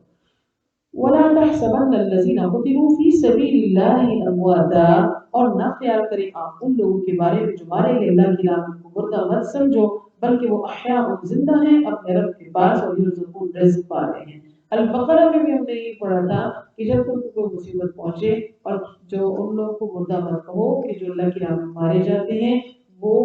अल्लाह के यहाँ जो है वो जिंदा है। वो शहीद जो थे वो हयात जावेदा को पा लेता है, उसके लिए खुशखबरियां हैं अपने रब की तरफ से, रिस्क है। वलीना वो खुश होते हैं उस पर कि बिमा आताहुमुल्लाह, जो अल्लाह ने उसको दिया है अपने फजल से, और वो इसके ऊपर क्या करते हैं, खुशियां मनाते हैं और अपने लिए रिस्क को पाते हैं। और उनके पास ऐसा रिस्क है, उनको ऐसा फजल होता है कि जो किसी और को समझ नहीं आ सकता है। और वो किस बात पर भी खुश होते हैं, उनको बिशारत को हासिल करते हैं उन लोगों के बारे में जो भी उनको नहीं मिलेगी, यानी शुहदा के अजीज वक़ार रिश्तेदार और जो ईमानदार अभी तक दुनिया की जिंदगी बसर कर रहे हैं, तो उनके मुतालिक के लिए खुशखबरी मिलती है कि वो इस रास्ते पर हैं, जान लो कि उनके लिए खौफ नहीं होगा, ना ही वो गमगीन होंगे, वो सिरात मुस्तकीम पर चलने वाले होंगे।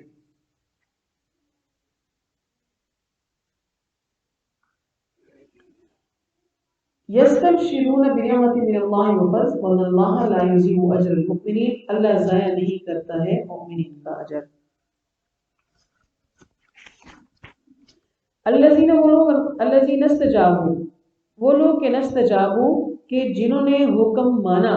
जवाब दिया अल्लाह के लिए, और रसूल और उसके रसूल के, बिबाद बाद इसके कि मा असाबहुम वक़्त के उनको ज़ख्म पहुंचा। ये भी जो है वो उहद के वाक़यात में से ही है कि उन्हें ज़ख्म पहुंचा, जो यानी कि जब शिकस्त हुई और बहुत ज़्यादा ज़ख्मी भी हो गई, अब उनको चूंकि जानी नुकसान भी ज़्यादा था, तो अल्लाह ताला ये चाहते थे, अल्लाह के रसूल सल्लल्लाहु अलैहि वसल्लम की भी चाहत ये थी कि दुश्मन यहाँ से चला गया हुआ है उसका ताक़ुब किया जाए। लेकिन चूंकि सहाबा बहुत ज़ख्मी थे, बचे कुचे सहाबा थे, लेकिन उन्होंने जब ये हुक्म सुना तो दिलो जान से लब्बैक कहा। अपने बाद सहाबा के मुतालिक याद है कि उनको सहारा दे के खड़ा करना पड़ता था, वो इतना सही तरीके से चल भी नहीं सकते थे, लेकिन उन्होंने कहा कि हम जानसार हैं और उन्होंने तकलीफ की, रसूल के हुक्म की तामील के लिए हमेशा हमें तैयार रहे। तो अल्लाह ने फरमाया कि जिन्होंने नेकी का रास्ता अख्तियार किया और तकवा अख्तियार किया, उनके लिए अजर अजीम है। तो इंशाअल्लाह आप लोगों ने ग़ज़वे बदर के तफसीली जो वाक़यात सुने होंगे, ये सारी आयात उनके अंदर मौजूद होंगी, आपने तफसीली मुताला किया होगा और ये आपके पद से मंजर जो है वो वाज़ेह हो रहे होंगे। जिन्होंने नहीं किया है वो अब ज़रूर कर ले।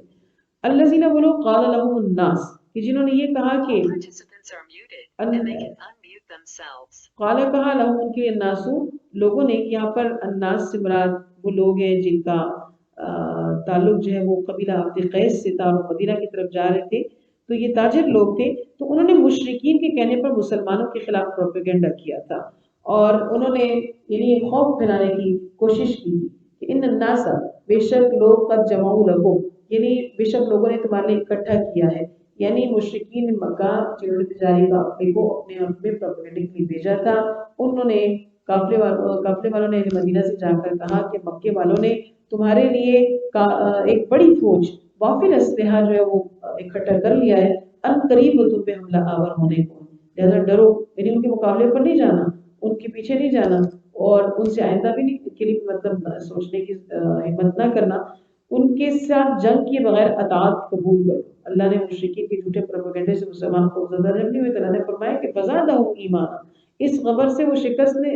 इस खबर से बुज़दिल होने के बजाय तो उनका ईमान बढ़ गया और उन्होंने कहा कि हस्बुनल्लाहु व निअमल वकील, हमारे लिए अल्लाह काफी है और वो बेहतरीन कारसाज है, हमें कोई खतरा नहीं। ये कलिमा बेहतरीन विर्द है, अल्लाह ताला मुसब्बिबुल अस्बाब है, वो कहाँ से किस चीज के लिए कैसे काफी हो जाएं ये वो ही बेहतर जानता है। फनक़लबू, बस लौट जाओ, बिनिअमतिन मिनल्लाहि व फज़ल, अल्लाह का फजल, बस वो लौटे अल्लाह की नेमतों के साथ और फजल के साथ। क्योंकि जब ये उनके ताक़ुब का हुक्म आया तो ये ज़ख्म खुर्दा साथी आप सल्लल्लाहु अलैहि वसल्लम के दुश्मन के ताक़ुब में 8 मील तक गए और 3 दिन तक वहां ठहरे रहे कि वो जो एक खदशा था कि ये लोग वापस ना पलट आए। फिर जैसे कि उन्होंने प्रोपेगेंडा भी किया कि बड़ी तादाद में उन्होंने माल इकट्ठा किया है, फौज इकट्ठी की है, वो आ सकते हैं वगैरह वगैरह, तो आप सल्लल्लाहु अलैहि वसल्लम ने वहां पे 3 दिन क़याम किया और 3 दिन क़याम पर उनमें से वहां पे किसी के साथ मुठभेड़ नहीं हुई। इसको ग़ज़वा बदर सुग़रा भी कहते हैं। तो आपने जब वहां पर मौजूद रहे तो वहां पर जब 3 दिन आपने गुजारे तो तिजारत भी की اور وہاں جو تجارتی منڈی لگتی تھی وہاں پہ انہوں نے اپنا مال لگایا سب نے، بہت سارا پروفٹ حاصل ہوا، تو جسے مجاہدین میں برابر تقسیم کر دیا گیا۔ اسی مالی فائدے سے متعلق اللہ نے فرمایا کہ یہ وہاں سے جنگ بھی نہیں ہوئی ان کی، اور اللہ کا انعام اور فضل لے کر لوٹے، تجارتی منافع حاصل بھی ہوا، اور آخرت کا ثواب بھی ان کو ملا۔ لم یمسسہم سوء، اور نہیں پہنچی ان کو کوئی برائی یا کوئی تکلیف، اور انہوں نے پیروی کی رضوان اللہ کی رضامندی کی، تو اللہ صاحب فضل ہے، بہت زیادہ فضل کرنے والے ہیں، بڑا فضل دینے والے ہیں۔ انما ذالکم، مشرکین کی سازش سے متعلق آگے اللہ نے فرمایا کہ بے شک یہ جو شیطان ہے نا، یہ یخوف، ڈراتا ہے اولیاء اپنی دوستوں سے، تم کو ڈراتا ہے۔ کمزور ایمان والے منافق قسم کے لوگ تو ڈر سکتے ہیں، مخلص ایمان والے نہیں ڈر سکتے ہیں۔ لہذا تم فلا تخافوا، ان سے مت ڈرو، اور مجھ سے ڈرو اگر تم مؤمن ہو۔ ولا يحزنك الذين يسارعون في الكفر، اللہ اپنے حبیب سے فرما رہے ہیں کہ پیارے نبی صلی اللہ علیہ وسلم آپ کو غم میں نہ ڈالیں وہ لوگ جو یسارعون، کوششیں کرتے ہیں، کفر میں دوڑے لگاتے ہیں۔ یہ لوگ جو ہیں وہ لن یضروا اللہ شیئا، یہ ہرگز بھی نہیں کچھ یہ لوگ جو ہے کوئی نقصان نہیں پہنچا سکتے اللہ کے آگے ان کی کوئی حیثیت نہیں۔ یرید اللہ، یعنی اللہ کو نقصان مطلب اللہ کے پیغام، اللہ نے جو مشن آپ کو دیا اس کو کچھ نہیں بگاڑا کر سکتے یہ لوگ۔ یرید اللہ، اور چاہتا ہے اللہ تعالیٰ کہ ان یجعل لهم حظا فی الآخرۃ ولهم عذاب عظیم، کہ اللہ یہ چاہتے ہیں کہ ان کے لیے اب حصہ بنا دے، حصہ لکھ دیں، یعنی کہ بس دنیا ہو، آخرت میں ان کا کوئی حصہ نہ ہو۔ یہ بات ان کے لکھ دیں کیونکہ انہوں نے احکامات کو پس پشت ڈالا ہے، اور اب ان کے لیے کیا ہے؟ عذاب عظیم، بڑا عذاب ہے۔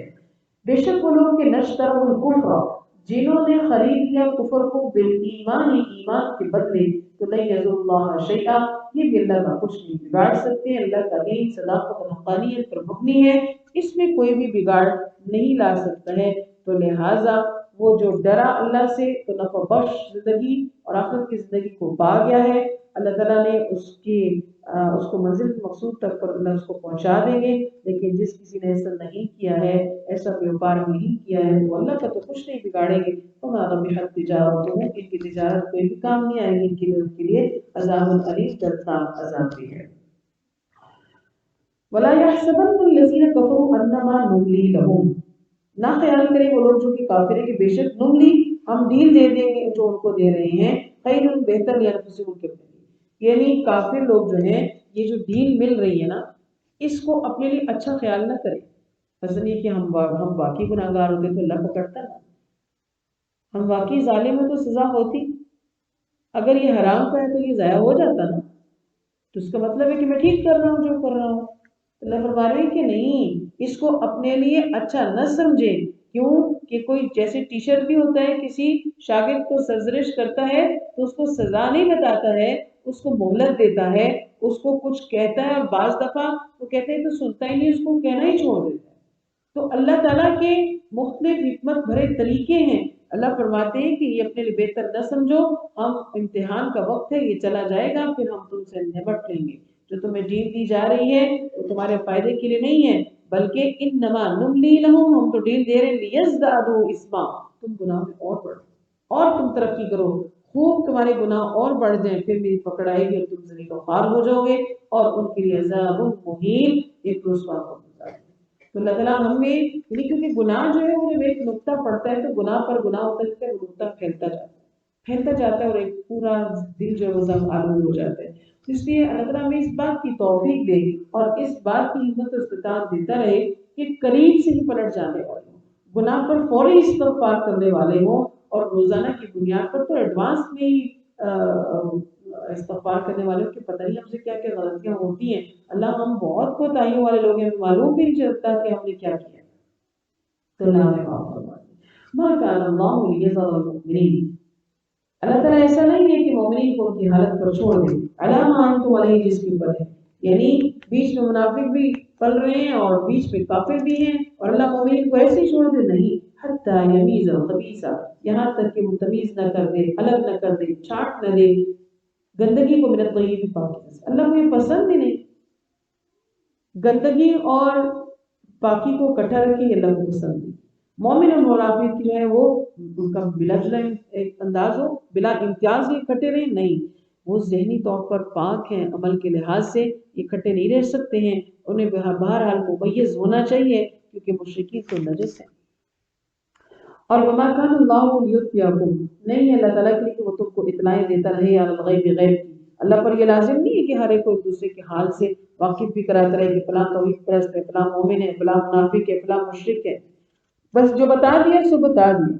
और लेकिन अल्लाह यज्तबी, वो चुन लेता है अपने रसूलों में से जिसको चाहता है, मुंतखब कर लेता है। अल्लाह ताला के मुंतखब लोग होते हैं, उनके जरिए से फिर अल्लाह ताला जो जो बातें जितनी जितनी बतानी होती है वो बताता है। गैब के मानी मख्फी और पोशीदा के होते हैं कि वो चीज़ जो मालूम ना हो, गैब अल्लाह ताला की ज़ात के साथ मखसूस है और उसी का इल्म है, किसी का कोई इस सिर्फ का हामिल नहीं हो सकता है।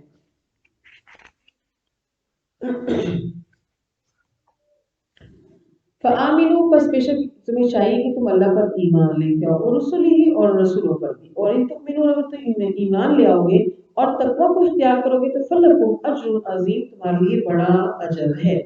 तो अल्लाह के इल्म का कोई अहाता नहीं कर सकता है, वो इल्म गैब का मालिक है। तो लिहाजा ऐसी बातों के पीछे, जिसमें पीछे नहीं पड़ना चाहिए कि वो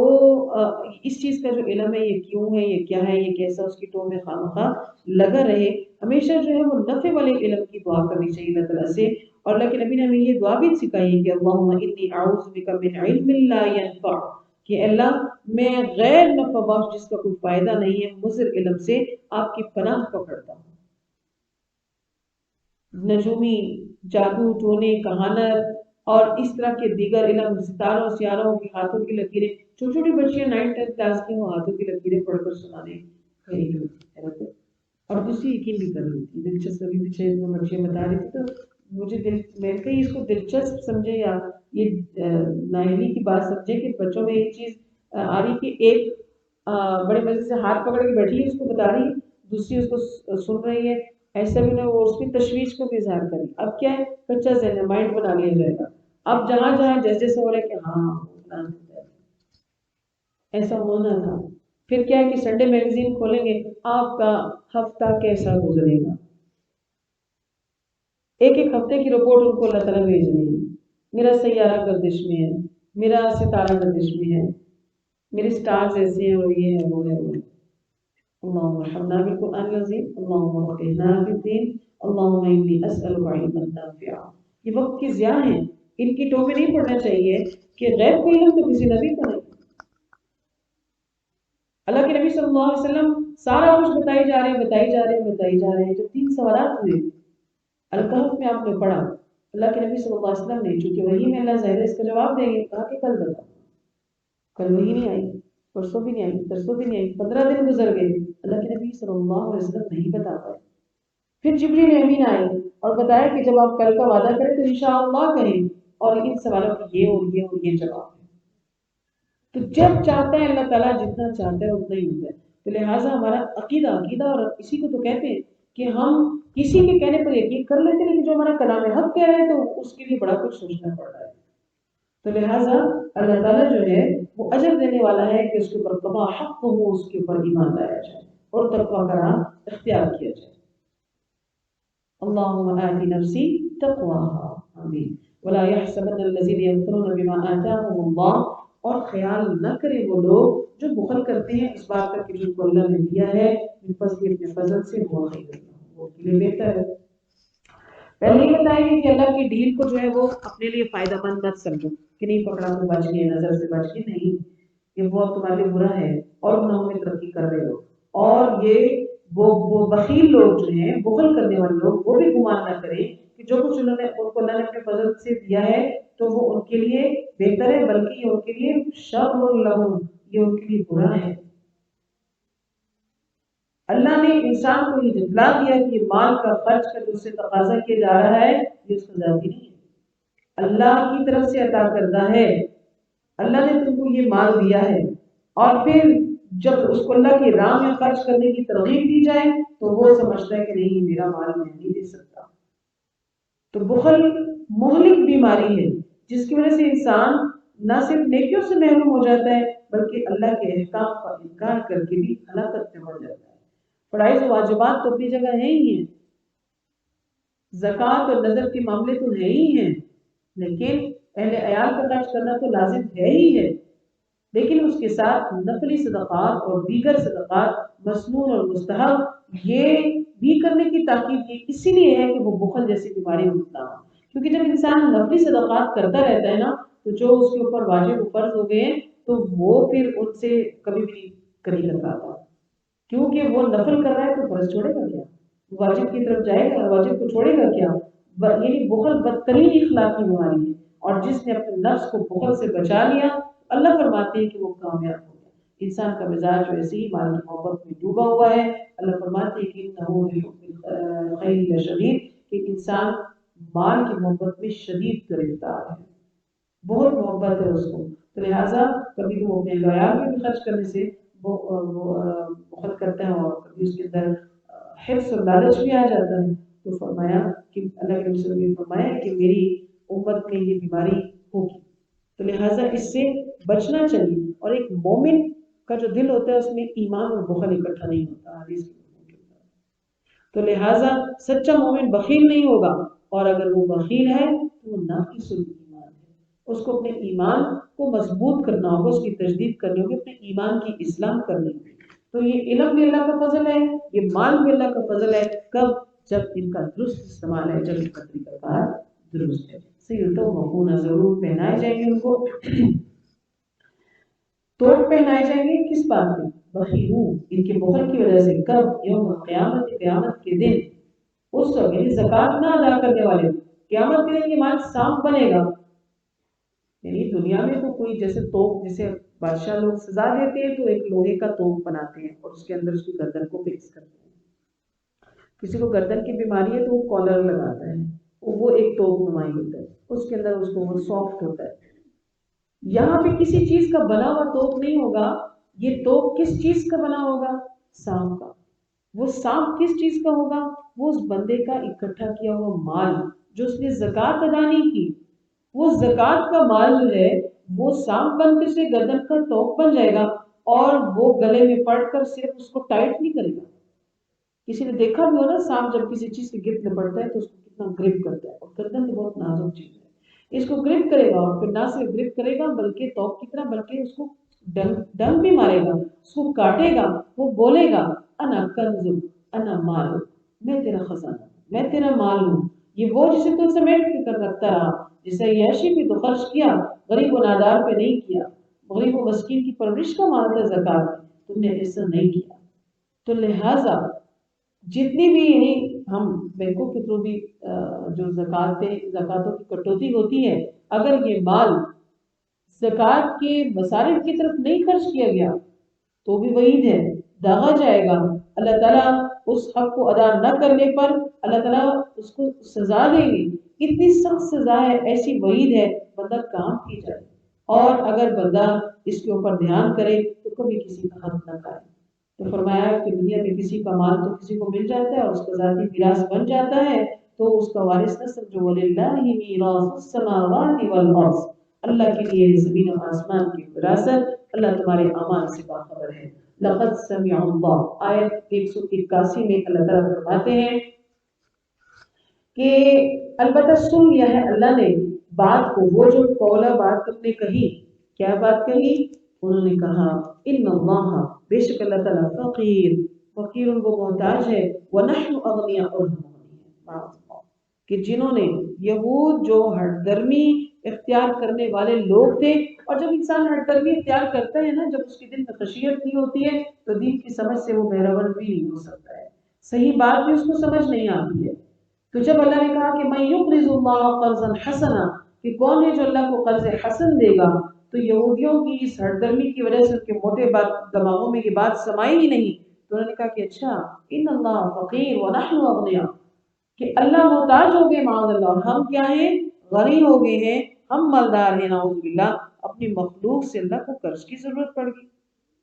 اللہ نے کس قرض حسن کا ذکر کیا؟ اس قرض حسن کا ذکر کیا کہ جو تم اس کے مخلوق میں کسی یتیم، کسی بیوہ، کسی مسکین، کسی ضرورت مند اور اس کے اس جگہ پر لگانے کی کہ اللہ نے تم کو تمہارے ساتھ اس کا حصہ بنایا ہے، تو تم اس مستحق جگہ پر اس کو خرچ کرو گے اپنے مال میں سے، اور پھر اجر مجھ سے وصول کر دو گے۔ یہ قرض حسن تھا، اجر میں تم کو دوں گا دگنا اور چگنا، قرض حسن اسی لیے۔ لیکن تم نے کیا کہا کہ اللہ جو ہے وہ محتاج ہے معاذ اللہ، اور ہم سے قرض حسن کی اپیل کر رہا ہے۔ تو اللہ نے یہ بات سن لی، جنہوں نے یہ کہا اللہ نے یہود کی اس گستاخی کو سن لیا۔ اس آیت میں ہی بتایا گیا ہے کہ جنہوں نے یہ کہا تو سَنَكْتُبُ مَا قَالُوا، ضرور ہم لکھ لیں گے ان کے لیے کہ جو انہوں نے کہا، یعنی اللہ علیم کل ہے، اسے لکھنے کی بھی ضرورت نہیں ہے کہ وہ اس کے لیے اس کا سن لینا ہی بس کافی ہے، بندے کا سوچ لینا ہی اس کے لیے کافی ہے۔ تو لہٰذا ہم نے ان کی بات کو جب لکھ لینے کا مطلب کیا ہے کہ اللہ تعالیٰ جو ہے وہ اس کو مٹائیں گے نہیں، اللہ تعالیٰ جو ہے وہ بندہ خود اپنے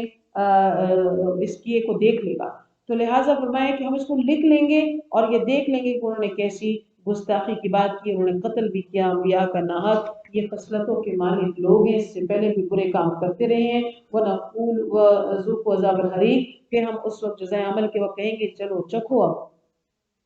یہ جلسہ دینے والے عذاب کا مزہ چکھو۔ اللہ کی شان میں بےہودہ اور نازیبہ کلمات بولتے ہو، تم نے یہ کہا آج اس گستاخی کی سزا بھگت لو، اس لیے ہماری طرف سے سزا زیادتی نہیں ہے، بلکہ بما قدمت ایدیکم، جو تم نے اپنے ہاتھوں سے آگے بھیجا ہے بویا ہے اسی کے لیے ملے گا تم کو، جو تم نے کمائی کی ہے اس کا بدلہ تو تم کو ملنا ہے۔ یہ بات تو تم کو واضح طور پر ہمارے پیغمبر نبی صلی اللہ علیہ وسلم نے بتا دی تھی، وَأَنَّ اللَّهَ، اور بے شک اللہ تعالیٰ لَيْسَ بِظَلَّامٍ لِّلْعَبِيدِ، وہ اپنے بندوں پر ذرا برابر بھی ظلم نہیں کرتے ہیں، وہ تو رحیم ہے، وہ کریم ہے۔ بندہ ایک دفعہ کہتے اللہ ابھی وہ معاف کر دے، کہتا نہیں ہے کہ اللہ ہما تن اس بندے کی طرف متوجہ ہو جاتے ہیں اور اپنے اس بندے کی توبہ کو قبول کر لیتے ہیں، جیسے کہ آل عمران کی البقرہ کی آیات میں وہ جو ہم بخشش کی دعائیں پڑھتے ہیں تو حدیث کے مفہوم میں کیا ہے کہ بندہ جب یہ کہتا ہے کہ فاغفر لنا، تو بخش دے مجھ کو، معاف کر دے، تو اللہ کہتے ہیں کہ ہاں میں نے ایسا کر دیا۔ سبحان اللہ، اللہ تعالیٰ تو بہت تحمل والے ہیں، تو لہٰذا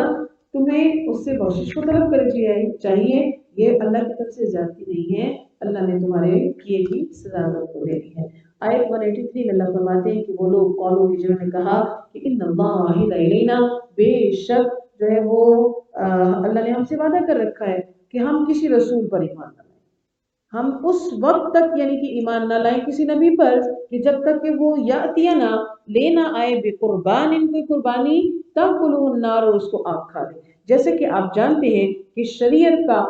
پہلے کی شریعت کا یہ اصول رہا کہ جب کوئی قربانی کرتا تھا تو وہ قربانی کھلے میدان میں رکھی جاتی تھی اور آسمان سے آئی ہوئی ایک آگ اس کو اٹھا لے جاتی تھی یا جلا دیتی تھی، اس کا مطلب یہ ہوتا تھا کہ اس کی قربانی قبول ہو گئی ہے۔ تو جب اس طرح اس زمانے میں ایسا ہوتا تھا تو تب تو یہ اس کو مانتے نہیں تھے۔ آج نبی برحق صلی اللہ علیہ وسلم کو یہ کہتے ہیں کہ جب تک کوئی آگ نہیں آ جاتی ہے اور قربانی کو قبول نہیں کر لیتی ہے تو اللہ نے ہم سے وعدہ کیا کہ تم نے کسی نبی کو نہیں مانا۔ یہ جھوٹی بات کہی، ایک بہتان لگایا، خواہ مخواہ کی بات نہیں۔ اللہ نے ان کی اس فرمائش پر فرمایا کہ قل کہیے اے پیغمبر صلی اللہ علیہ وسلم، قد جاءکم رسل من قبل، پہلے بھی تو آئے تھے رسول تمہارے پاس بالبینات، واضح دلیلوں کے ساتھ، اور ایسے دلائل تھے کہ کوئی بھی سلیم الفطرت انسان اس کو دیکھے اور قبول کر لے۔ تم تو جہالت والے ہو جاتے تھے، انادی ذہن تھے تمہارے۔ وبالذی قلتم، اور تم وبالذی، اور وہ چیز جو آپ لے کر آئے، وبالذی، اور وہ جو قلتم تم نے کہا، یعنی جس کی ابھی تم فرمائش کر رہے ہو کہ ایسی قربانی، تو ایسا بھی پہلے ہو گیا، تو پھر فلیما قتلتم، تم نے کیوں قتل کیا؟ تمہارے یعنی کہ باپ دادا جو تھے اس وقت ایسی ذہنیتوں کے مالک، ایسی سوالات کرنے والے، تو انہوں نے پھر اگر اتنے ہی تم صادقین سچے لوگ ہو تم، تو ہیلے بہانوں سے تم نے اس وقت کے انبیاء کو کیوں قتل کیا؟ تو فرمایا کہ میں کذبوک، اے نبی صلی اللہ علیہ وسلم میرے حبیب، اگر یہ آپ کو جھٹلا دیتے ہیں، تکذیب کرتے ہیں، تو فقط کذبا، البتہ انہوں نے جھٹلایا ہے اس سے پہلے، رسولوں کو اس سے پہلے جو ہے وہ جھٹلا چکی ہیں۔ اس سے پہلے انہوں نے رسولوں کو بھی رسولوں کو جھٹلایا ہے، یہ کوئی نئی بات نہیں ہے۔ جاؤ، وہ آئے تھے ان کے پاس بینات، واضح دلیلیں لے کر، والزبر، اور صحیفے لے کر آئے تھے، اور والکتاب المنیر، اور روشن کتاب جو ہے وہ لے کر آئے تھے، تو اس کے باوجود انہوں نے انکار کیا۔ کل نفس ذائقۃ الموت، ہر ایک نفس نے موت کا ذائقہ جو ہے وہ چکھنا ہے، ہر ایک کو پھر جواب دہ ہونی ہے۔ اور وَإِنَّمَا اور بے شک توفونا پورا پورا دیا جائے گا ہر ایک نفس کو اس کے عمل کا بدلہ یوم القیامت، قیامت کے دن۔ وَمَنْ زُحْزِحَ عَنِ النَّارِ، پس جو کوئی بھی بچا لیا گیا آگ سے، وَأُدْخِلَ اور داخل کر دیا گیا جنت میں، تو فقد فاز، تو پس وہ بہت بڑی کامیابی اس کو مل جائے گی، اللہ کی رحمت کا مقام اس کو مل جائے گا۔ وَمَا الْحَيَاةُ الدُّنْيَا اور نہیں ہے دنیا کی زندگی إِلَّا مَتَاعُ الْغُرُورِ بس دھوکے کا سامان۔ شیطان بڑا دھوکے باز ہے، لوگوں کو دھوکے میں ڈال رکھا ہے، اور آدمی اس دنیا کے کاموں میں مگن ہو کر اسے مستقل ٹھکانہ سمجھ لیتا ہے۔ اللہ تعالیٰ ہمیں غفلت میں نہ ڈالے۔ لَتُبْلَوُنَّ فِي أَمْوَالِكُمْ 186 آیت کے اندر اللہ فرماتے ہیں کہ البتہ ضرور تم آزمائے جاؤ گے، اپنے مالوں سے بھی اور اپنی جانوں سے بھی۔ تمہاری یعنی دیندار لوگوں کی مالی اور جانی آزمائش میں ان کو مبتلا کیا جائے گا۔ یہ بندے کا کام ہے کہ وہ یہ کہتے ہیں کہ میں ہی گناہگار تھا، میری فلاں غلطی، اور جب معلوم نہیں میری کسی غلطی کی بنا پر میرے ساتھ ایسا ہو گیا ہے، میری ہی وجہ سے مجھ پہ آزمائش ہے۔ لیکن اللہ فرماتے کہ ضروری نہیں کہ ہر گناہگار پر ہی آزمائش، دیندار لوگوں پر بھی ہوگی۔ جانی اور مالی آزمائش جو ہے وہ اللہ کی طرف سے ہوگی، بندے کے لیے ہوگی۔ مخلص کون ہے، کمزور کون ہے، اس کا فیصلہ ہے، معاملہ جو ہے وہ اللہ کے سپرد ہے۔ اللہ نے اہل ایمان کو ایک اور آزمائش سے متعلق بھی انفارم کیا کہ وَلَتَسْمَعُنَّ مِنَ الَّذِينَ البتہ تم ضرور سنو گے ان لوگوں کے بارے میں اوتوا الکتاب جن کو دی گئی کتاب، وَمِنَ الَّذِينَ أَشْرَكُوا اور ان لوگوں میں سے بھی اشرکوا جنہوں نے شرک کیا، یعنی جنہوں نے شرک کی بہت ازل کثیرن بہت زیادہ تکلیف دہ باتیں، یعنی مشرکین بھی اور یہود نصارہ بھی تمہارے لیے تکلیف دہ باتیں جو ہیں وہ کرتے رہیں، تکلیف دہ مسائل ان کی طرف سے، اذیت ناک باتیں جو تمہیں ملتی رہیں گی موقع بہ موقع، وہ ایسا کرتے رہیں گے، اور آپ نے ان کی باتوں پر جو ہے وہ صبر بھی کرنا ہے۔ وہی تصویر اگر تم صبر کرو گے، یعنی ثابت قدم بھی رہو گے، مدد مانگتے رہو گے اللہ تعالیٰ سے نماز کے ذریعے سے، وتتقوا اور تقوی کی راہ کو اختیار کرو گے، تو تمہارا اخلاق اور تمہارے صبر سے مخالف کا دل کمزور ہو جائے گا اور جلد ہی مغلوب ہو جائے گا۔ بسا اوقات ایسا ہوتا ہے کہ آپ اپنے دشمن کو اخلاق کی مار مارتے ہیں، آپ کا دشمن آپ کے اخلاق سے جو ہے وہ کمزور پڑ جاتا ہے۔ آپ کا دشمن تلوار کی تیز دھار سے نہیں ڈر رہا ہوتا ہے، جو آپ کے صبر اور اللہ پر یقین کامل سے لرز جاتا ہوتا ہے۔ تو اللہ تعالیٰ کے احکام اور فرامین جو لوگ بدلتے ہیں تو ظاہر ہے ان کے لیے برا ہی انجام ہے، لیکن جو احکام و فرامین دل و جان سے قبول کر لیتے ہیں، صبر اور تقوی جو عزم والے کام ہے اور بلند درجے والے کام ہے جب کو اختیار کرتا ہے، تو اللہ تعالیٰ سے بہترین درجات کا مستحق ٹھہرتا ہے۔ وَإِذْ أَخَذَ اللَّهُ اور جب یہ اللہ نے میثاق وعدہ ان لوگوں سے اوتوا الکتاب جن کو دی گئی کتاب لَتُبَيِّنُنَّهُ تو ضرور تم اس کو ظاہر کرو گے لوگوں کے لیے، وَلَا تَكْتُمُونَهُ اور اس کو نہیں چھپاؤ۔ فَنَبَذُوهُ تو پس انہوں نے کیا کیا، پھینک دیا، ڈال دیا اس کو، وراء پیچھے، ظہورہم پیٹھ پیچھے، یعنی اس وقت کو اس بات کو دھیان میں لائیے کہ جب اہل کتاب سے اللہ نے وعدہ لیا تھا، یہ کتاب جو آپ کو بتائی گی جس میں کہا گیا ہے کہ اللہ کے سوا کسی کی عبادت نہیں کرنا ہے، اور دیگر احکامات اور پھر نبیوں کی تصدیق کے بارے میں بھی، تو تم نے اس کتاب کو سب کے سامنے ظاہر کرنا ہے لازماً۔ تو انہوں نے ایسا نہیں کیا، پس پوچھ ڈال دیا اور لوگوں تک حق بات کو پہنچایا ہی نہیں۔ اہل کتاب کی طرف سے کتمان حق اور ان کے فاسد اغراض کو نمایاں کیا گیا کہ اس وجہ سے، یعنی فاسد اغراض کو پانے کے لیے انہوں نے حق بات کو چھپایا۔ واشتروا اور انہوں نے خریدا یا حاصل کیا بھی اس کے ساتھ، یعنی ایسا طرز عمل اختیار کر کے دراصل انہوں نے پھر کیا کیا، ثمنا قلیلا تھوڑی قیمت کو حاصل کیا، تھوڑے فائدے اکٹھے کیے ہیں۔ وبئس ما یشترون اور کتنا ہی برا ہے جو انہوں نے خریدا یا جو کمائی انہوں نے کی۔ لا تحسبن الذین نہ خیال کرے وہ لوگ جو یفرحون خوش ہوتے ہیں، بما اس پر کہ آتا جو ان کو دیا گیا، یحبون اور وہ پسند کرتے ہیں اس بات کو کہ ان یحمدوا ان کی تعریف کی جائے، بما اس پر کہ لم یفعلوا جو انہوں نے کیا نہیں، फला तहसबन्नहुम बिमफ़ाज़तिन मिनल अज़ाब, बस तुम न ख्याल करना कि वो आग से बच जाएंगे। कि उन लोगों के बारे में जिस चीज़ पर खुश होते हैं कि जो उन्होंने की, और उस पर भी चाहते हैं कि उनकी तारीफ हो जाए कि जो उन्होंने नहीं किया। मुनाफिकीन के तरह अल्लाह फरमाते हैं कि ज़बान से इस्लाम का कलमा पढ़ते हैं, दिल में कुफर भरा हुआ है, और इनका मामला क्या है कि मुसलमानों से मिलते हैं तो इस्लाम का दावा करते हैं, कुफार के पास जाते हैं तो कहते हैं कि नहीं तुम्हारा दीन जो है वो अच्छा है। यूँ दोनों तरफ से मफाद को हासिल करते हैं और इनकी कोशिश होती है। जब जिहाद का मौका आता है तो टालते हैं। तो मुनाफिकीन और अहले किताब की बुरी खसलत का जिक्र किया जा रहा है कि ये लोग आग से बच जाने वाले नहीं हैं, क्योंकि ये आप अपने अपने किए पर खुश होते हैं और ना करदा पर तारीफ चाहते हैं कि अगर उसे यानी कि हक बात को छुपाया है जो उन्होंने, और दुनिया का जो कम हकीर माल वसूल किया या ओहदा वसूल किया, तो हर किस्म की बुराई और धोखा जो है उसको खुश होते हैं कि हमने बड़ा काम कर लिया। हक बात छुपाई, किसी को पता भी नहीं चला, लोगों ने हमारा यकीन कर लिया। और फिर ये कि जो नहीं किया, ना करदा मतलब खुद को दीनदार शो करते हैं और चाहते हैं कि लोग उनकी तारीफ करें कि वो दीनदार हैं। तो ऐसों के लिए अल्लाह ने फरमाया कि ये झूठे खामख्याली के काम है इनके, इस होशियारी से वो अजाब से नहीं बच सकते हैं। इनके लिए अजाब अलीम, दर्दनाक अजाब है। अन्नहुम बेशक इला रब्बिहिम, अपने रब की तरफ ही इनको लौट कर आना है।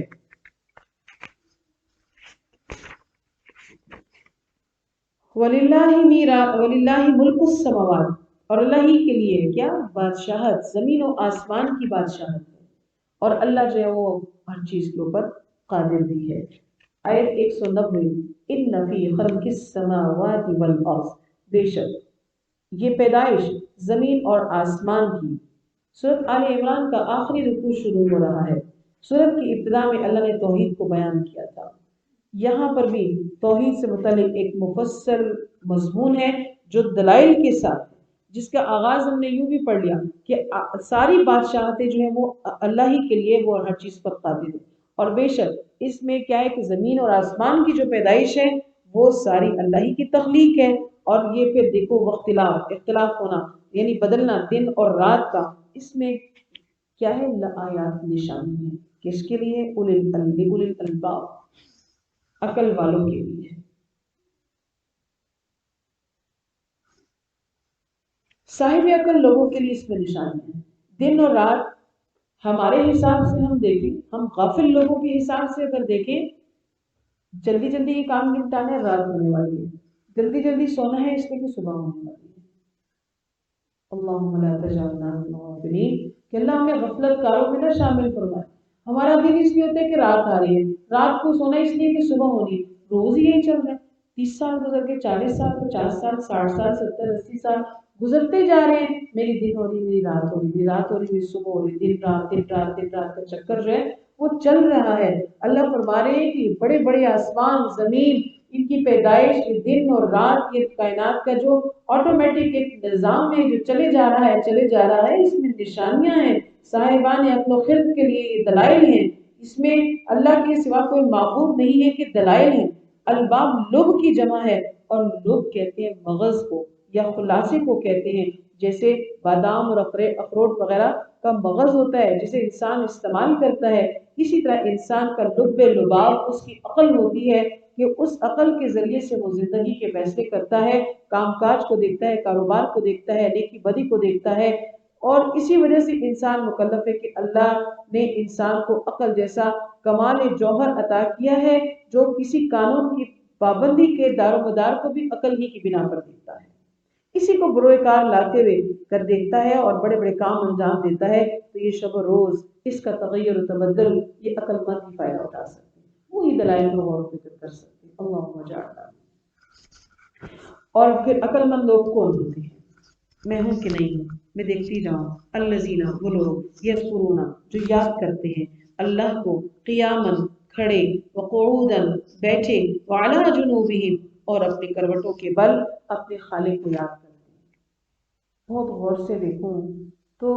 ऐसा होता है, पर बहुत कम होता है। खड़े, बैठे, लेटे, और बहुत से ख्यालात जो है वो जहन की आमाजगाह बन जाते हैं। और जिस तरह अल्लाह फरमा रहे हैं कि हर वक्त अल्लाह को याद करने वाले थे अपने खालिक को, मालिक के, ऐसे नहीं याद करते। उस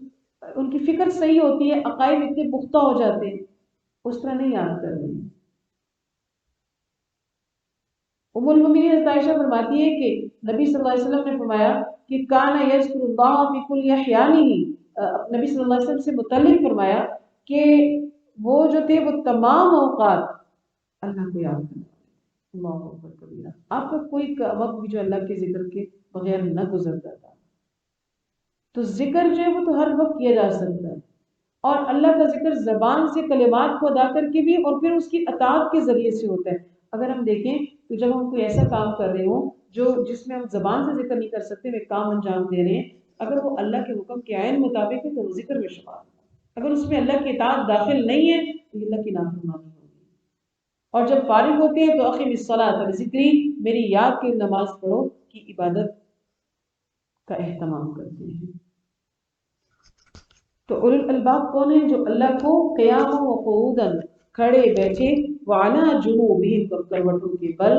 یاد کرتے ہیں، اللہ کے ذکر کو کرتے ہیں۔ اللہ نے ان کی دوسرے نمبر پہ جو صفت بیان کی ہے وہ یتفکرون، وہ فکر کرتے ہیں۔ اگر سارا دن بھی کوئی کہے کہ میں زیادہ تر اللہ کا ذکر تسبیحات کرتی ہوں، بہت زیادہ ورد کرتی ہوں، تو پھر یہ نہیں کر رہی ہوں گی۔ وَيَتَفَكَّرُونَ، غور و فکر، فی خلق السماوات والارض، زمین و آسمان کی پیدائش کے بارے میں۔ مجھے تو یہ پتہ چلتا ہے کہ آسمان پہ روشنی، آسمان پہ اندھیرا ہے، اب سورج نکلا ہے، چاند نکلا ہے۔ غور و فکر کے نتیجے میں جب انسان زمین اور آسمان کو صرف یہ دیکھتے ہیں اللہ آپ نے کتنا خوبصورت آسمان بنایا ہے، بغیر کسی سپورٹ کے، بغیر کسی سپورٹ کے آسمان کھڑا ہے، اللہ کیسے آپ اس کے رنگ بدل رہے ہیں، یہ کبھی سیاہ ہو رہا ہے، کبھی اس میں سفیدی آ رہی ہے، کبھی سورج کے ساتھ کیسے اس کا کلر، آسمان کا رنگ تو ہم جب پینٹنگ کریں تو فکس ہی نہیں کر سکتے کہ آسمان کا رنگ کیا ہے۔ سبحان اللہ وبحمدہ، میں نے ایسا غور کیا ہی نہیں۔ اولو الالباب کرتے ہیں نا، اللہم اجعلنا، ویتفکرون فی خلق السماوات والارض، اس کی صفات کمال کو سمجھنے لگتا ہے، پھر وہ دن اور رات نہیں گزارتا۔ ہمارے جیسے غافل دن اور رات نہیں ہوتے، کھاؤ پیو سو جاؤ بس۔ صاحب عقل لوگ کون ہوتے ہیں کہ اللہ کے ذکر کو، اس کی بنائی ہوئی مصنوعات کو، اس کی ایجادات میں غور و فکر کر کے اس نتیجے پر چلتا ہے نا کہ قیام جب وہ کیا کرتا ہے، اسٹیپ بائی اسٹیپ اللہ نے جو منظر کشی بھی کی ہے نا، یہ لیولز ہیں، یاد کرتا ہے، کھڑے بیٹھے کروٹوں کے بل، اور فکر کرتا ہے زمین و آسمان کی پیدائش پہ۔ تو عقل والا ایسے کرتا ہے تو اس غور و فکر کے نتیجے میں کس بات پر پہنچتا ہے کہ اس کے منہ سے ایسے الفاظ نکلتے ہیں، ربنا ما خلقت هذا باطلا،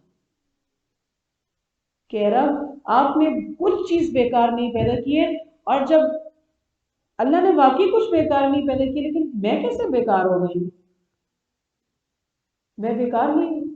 میرے کتنے کام ہیں جو ایسے جو لیانی ہیں، جو بے فائدہ ہیں، جو بے ضرورت کے ہیں،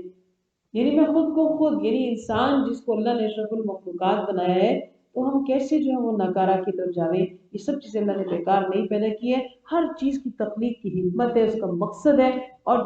سب سے بڑھ کر یہ کہ اگلی منزل کی طرف رواں ہے، وہاں پر جو کچھ کمائی وہ کرے گا، تو یہ کھیل تماشا نہیں ہے، وہاں جا کے جواب دینا ہوگا۔ تو عرض کرتا ہے سبحان، اے اللہ آپ کی ذات پاک ہے، اللہ میں کس طرح اپنے آپ کو بڑی سمجھ رہی ہوں، بڑی صلاحیتوں والا سمجھ رہی ہوں، میں کس طرح یہ بات کہہ سکتی ہوں کہ میں کچھ ہوں؟ میں تو کچھ نہیں۔ آپ نے کوئی چیز جو ہے وہ بیکار نہیں پیدا کی ہے، سبحانک، ہر عیب سے آپ پاک ہیں، ہر کمزوری سے آپ پاک ہیں۔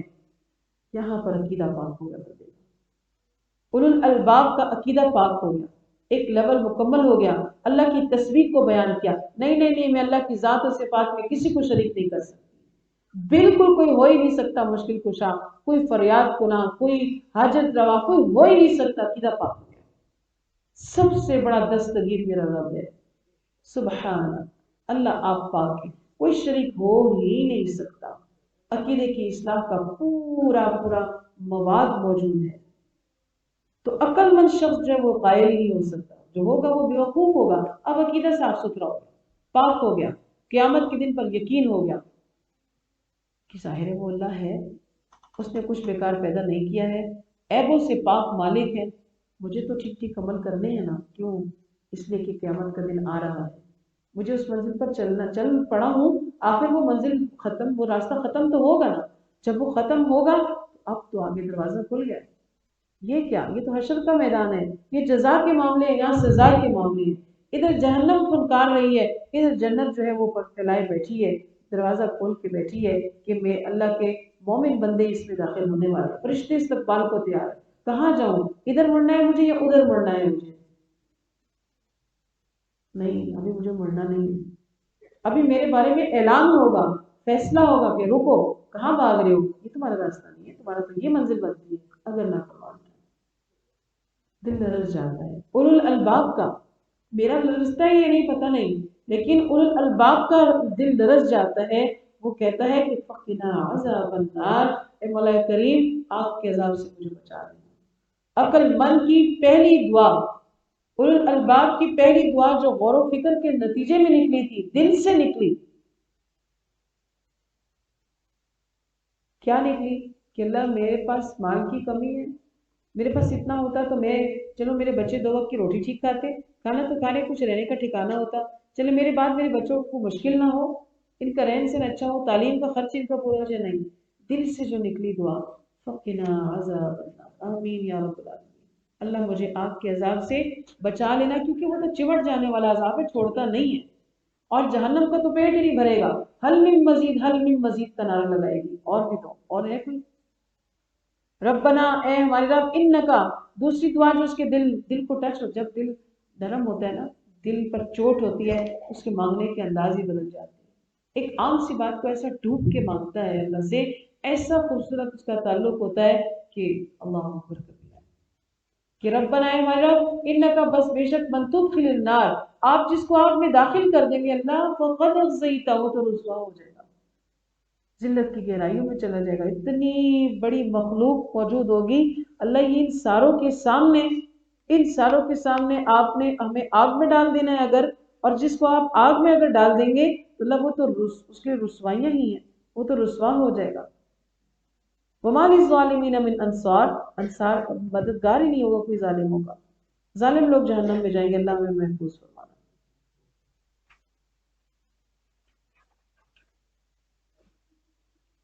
کیونکہ اللہ والا ہونے کے لیے اللہ کی ذات میں ہم نے غور نہیں کرنا، اللہ کی ذات میں غور ہو ہی نہیں سکتا۔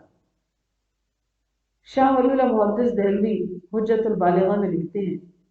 اور بہت فکرانہ باتیں لکھتے ہیں، وہ یہ کہتے ہیں کہ لا فکرۃ فی الرب، رب تعالیٰ کی ذات میں غور و فکر نہیں ہو سکتا، تفکروا فی الخلق، تم غور و فکر کس چیز میں کرو؟ اس کی بنائی ہوئی پیدائش، پیدا کردہ چیزوں میں کرو، ولا تفکروا فی الخالق، کہ اللہ کی پیدا کردہ چیزوں میں جب غور و فکر کرو گے تم تو خود بخود تمہیں خالق سے متعلق معلوم ہونے لگے گا، وہ کیا ہے، وہ کتنا عالی ہے، کتنا بڑا ہے، کتنا بڑا صنعت کار ہے۔ تو عقل مند لوگ غور و فکر کے بعد جب اس نتیجے پر پہنچتے ہیں تو سب سے پہلی دعا کیا کرتے ہیں کہ آگ کے عذاب سے بچانا، جس کو آپ نے دوزخ میں ڈال دیا تو وہ تو رسوا ہو جائے گا اور ظالمین کا کوئی مددگار نہیں۔ پھر کہتے ہیں، عرض کرتے ہیں، عقلی دلیل کی بھی بات ہو رہی ہے، انسان عقلی طور پر جب اس بات کو سوچتا ہے تو پھر کہتا ہے کہ ربنا، اے ہمارے رب، ہم لا علم تو نہیں، ہمیں معلوم ہے، اس لیے کہ اننا سمعنا، کہ ہم نے سنا، منادی ینادی، ایک پکارنے والے کی پکار کو، ایک منادی کرنے والے کی مناد کو ہم نے سنا، یعنی پیغمبر وہ پکار رہے ہیں للایمان، ایمان کے لیے، وہ کیا کہہ رہے ہیں، ان آمنوا بربکم، انہوں نے کہا کہ ایمان لے آؤ اپنے رب پر جو ایمان کی دعوت دیتا ہے۔ اب یہ منادی ہم کہیں کہ اس وقت پیغمبر نے کی، آج منادی کون کر رہا ہے؟ یہ قرآن، اس قرآن کو پڑھے تو ہمیں بلا نہیں رہا، یا ایھا الذین آمنوا یا ایھا الناس مؤمنین والمؤمنات، یہ بلا رہے ہیں نا مجھے اور آپ کو، اسی لیے تو قرآن کہتا ہے صم بکم عمی، آواز ہی نہیں آ رہی، دستک نہیں آ رہی، اور کبھی یعنی ہم اللہ تعالیٰ میں محفوظ سے فرمائے کہ کبھی ہم اس بات میں نہ مبتلا ہو جائے، ظلم میں مبتلا نہ ہو جائے کہ کبھی جیسے ایسے جواب بھی سننے کو ملتا ہے کہ قرآن کو پڑھتے ہیں، بیٹھ کے سنتے ہیں دورہ قرآن کے، میں ہم نے ترجمہ تفسیر پڑھا ہوگا، یہ قرآن پڑھنے کے لیے تو نہیں ہے، اس پر غور و فکر بار بار پڑھنے سے ہوگا، بار بار ایسی علم کی مجالس کو سجانا ہوگا کہ فرشتے شامل حال ہوں اور ہم اس کو پڑھتے رہیں۔ قرآن بظاہر تو خاموش ہے، لیکن اس کی زبان، اس کا زبان حال پکار پکار کر ان آمنو بربکم، ان آمنو بربکم کی صدا لگا رہا ہے۔ جس نے سن لیا تو وہ اس راہ پہ چڑھ جائے گا، اور اولو الالباب چڑھتے ہیں اس راستے پر۔ تو اس دعوت کے جواب میں ہم نے یہ کہا فآمنا، بس ہم ایمان لائے، اللہ آمنا، ہم ایمان لائے۔ اور اولو الالباب یہ عرض کرتے ہیں کہ ربنا فاغفر لنا ذنوبنا، اے رب ہمارے گناہوں کو بخش دے، ہمارے بڑے گناہ، چھوٹے گناہ، سب سیئات کو، وکفر عنا، مٹا دے ہماری سیئات کو، بڑی جو غلطیاں ہوئی وہ بھی، سیئات جو چھوٹی کوتاہی ہیں وہ بھی معاف کر دے۔ تو اللہ تعالیٰ بدل دیتے ہیں سیئات کو حسنات کے ساتھ، بے شک۔ تو اولو الالباب، صاحب بصیرت، عقل مند پھر اور بھی دعا کرتا ہے وَتَوَفَّنَا مَعَ الْأَبْرَارِ، اللہ میں نے مرنا بھی تو ہے، جب میں مروں تو مجھے فوت کرنا، مجھے اٹھانا کس کے ساتھ؟ مع الابرار، نیک لوگوں کے ساتھ، میری قبر بھی نیک لوگوں کے درمیان ہے، مجھے میرا خاتمہ بھی جو ہے وہ نیک لوگوں کی رفاقت، اللہ کا بڑا انعام ہے، بڑا انعام ہے۔ اللہ ہمیں نصیب فرمائے، اللہ ہمیں نیک بنائے، نیک رفاقتیں نصیب فرمائے، اور ہمارے نوجوان بچے جو گھروں سے باہر نکلتے ہیں اللہ ان کو نیک رفاقتیں میں نصیب فرمائے، بری رفاقتوں سے اللہ تعالیٰ ان کو محفوظ فرمائے، کیونکہ جو جس کے ساتھ ہے قیامت کے دن اسی کے ساتھ اٹھایا جائے گا۔ تو اللہ ہمارے بچوں میں سے بھی ایسے نوجوان ہو جو حضرت معاذ اور معوذ جیسی اخلاقیات، ان جیسے جذبے رکھنے والے ہیں، اور نیک اور صالح بچے ہوں، نیک سوسائٹی کو جنم دینے والے ہوں۔ اللہ نے فرمایا کہ قرآن یہ کہتا ہے، یہ اعلان کرتا ہے کہ مومن غافل نہیں ہو سکتا، مومن غافل نہیں ہو سکتا، وہ ماحول کو درست رکھنے کی کوشش کرتا ہے۔ ماحول خراب ہو جاتا ہے تو معاشرہ بگڑتا ہے، آنے والی نسل ایک اچھی نسل ہو، یہ خواب پھر شرمندہ تعمیر نہیں ہو سکے گا۔ توفنا مع الابرار، ایسے لوگ جو ہمیشہ نیکی پر توجہ رکھنے والے ہیں، اور اچھی سوسائٹی کی ضرورت ہوتی ہے اس چیز کے لیے، نیک لوگ جو ہیں وہی تو نیکی کریں گے، نیک ماحول ہوگا تو نیکی کی ذہنیت ہوگی، اور نیکی کا کام جو ہے وہ بڑے شوق سے ہوگا۔ تو جب ہمارے گھروں میں نیکی کے رواج عام نہیں ہوں گے تو نیک معاشرہ کیسے ہوگا؟ ماحول ہی درست نہیں ہوگا، گلیوں اور بازاروں میں گالم گلوچ ہوگا، لہو و لعب ہوگا، کھیل تماشے ہوں گے، عیاشی فحاشی کا دور دورہ ہوگا، تو اچھی تربیت کیسی ہوگی؟ تو ہمارا ہاتھ ہے ماحول کو خراب کرنے میں، پھر ہم کہتے ہیں کہ ماحول خراب ہے۔ ماحول فرشتے نے تو نہیں آ کے بنایا، باہر سے کسی نے آ کے نہیں بنایا، ماحول میں نے بنایا، ماحول آپ نے بنایا، میرے گھرانے نے، آپ کے گھرانے نے بنایا۔ ہر گھرانہ سمجھتا ہے کہ میں درست روش پر ہوں۔ یہود نصارہ کا یہ طریقہ تھا، خود کو نیکی پر رکھتے تھے اور دوسروں کو برا سمجھتے تھے۔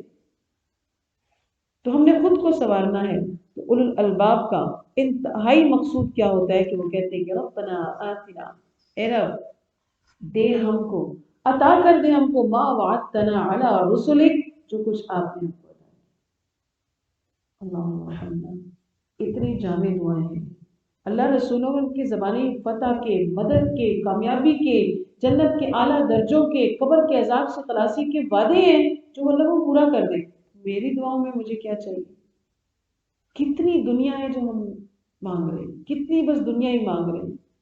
آخرت میں درجات عالیہ کے جو دعائیں ہیں اللہ نے اپنے نبیوں کی زبانی کی ہیں، وہ مانگنا یاد ہی نہیں رہتا۔ جو رہے تو لگی بندی دعائیں ہیں وہ کر لی، بعض دعائیں ایسی ہیں کہ پتہ ہی نہیں کہ اس دعا میں کیا ہے، عربی کی رٹی رٹائی دعائیں ہیں وہ کر لی، نہیں معلوم کہ کیا کہا۔ اولو الالباب جب غور و فکر سے آل عمران کی یہ چند دعائیں ہی کر لیتا ہے، آل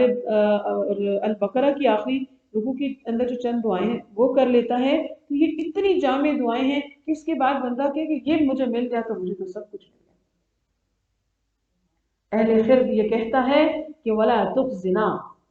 مجھے رسوا نہ کرنا، قیامت کے دن ہمیں رسوا نہ کرنا، انک لا تخلف المیعاد، بے شک اللہ آپ وعدے کے خلاف نہیں۔ ساتھ ساتھ اللہ کی صفات، اللہ سے اس کی صفات کے ساتھ مانگنا اللہ کو بہت محبوب ہے۔ بندہ یہ کہنا کافی کہ اللہ مجھے جہنم سے بچا دینا، آگ سے بچا دینا، جنت میں داخل کر دینا، رسوا نہ کرنا، نہیں، ساتھ میں کہہ رہے کہ اللہ میں یہ دعا اس لیے کرو آپ تو اپنے وعدے کے خلاف نہیں کرتے، یعنی اللہ آپ مجھے استقامت دیں اور مجھ سے یہ وعدے پورے فرما دیں جو آپ نے اپنے رسولوں کی زبانی کیے، جو اس قرآن میں آئے کہ انسان آخرت میں کامیابی کے مقام یعنی جنت میں پہنچ جائے تو اللہ کے غضب کے مقام دوزخ سے بچ جائے۔ یہ دو مقصود حاصل کرنے کے لیے صرف دو چیزوں کی ضرورت ہے۔ پہلا تو یہ کہ انسان ایمان کو اور توحید کو اختیار کر لے، دوسرا انسان برائیوں سے بچے، معصیت سے بچا رہے، تو انشاءاللہ اللہ کی طرف سے اس کے لیے یہ وعدے پورے ہوں گے۔ تو یہ آیات جس کے اندر ہم نے پڑھا کہ جو عقل مند لوگ ہوتے ہیں وہ غور و فکر کرنے کے بعد یہ دعائیں کرتے ہیں، غور و فکر نہیں ہوگا تو بس عام لگایا طریقہ ہوگا۔ جب اولو الالباب کی طرح دعا مانگی، اور آج کچھ پریکٹیکلی کر کے دیکھ لیا جائے، آج اولو الالباب بننے کی پریکٹس ہی کر لی جائے کہ میں غور کروں، میں سوچوں، میں فکر کروں، پھر پہلا سٹیپ جو ہے جیسے اس آیات کے اندر بتایا گیا کہ پہلے سٹیپ پر وہ کیا دعا کرتا ہے، فقنا عذاب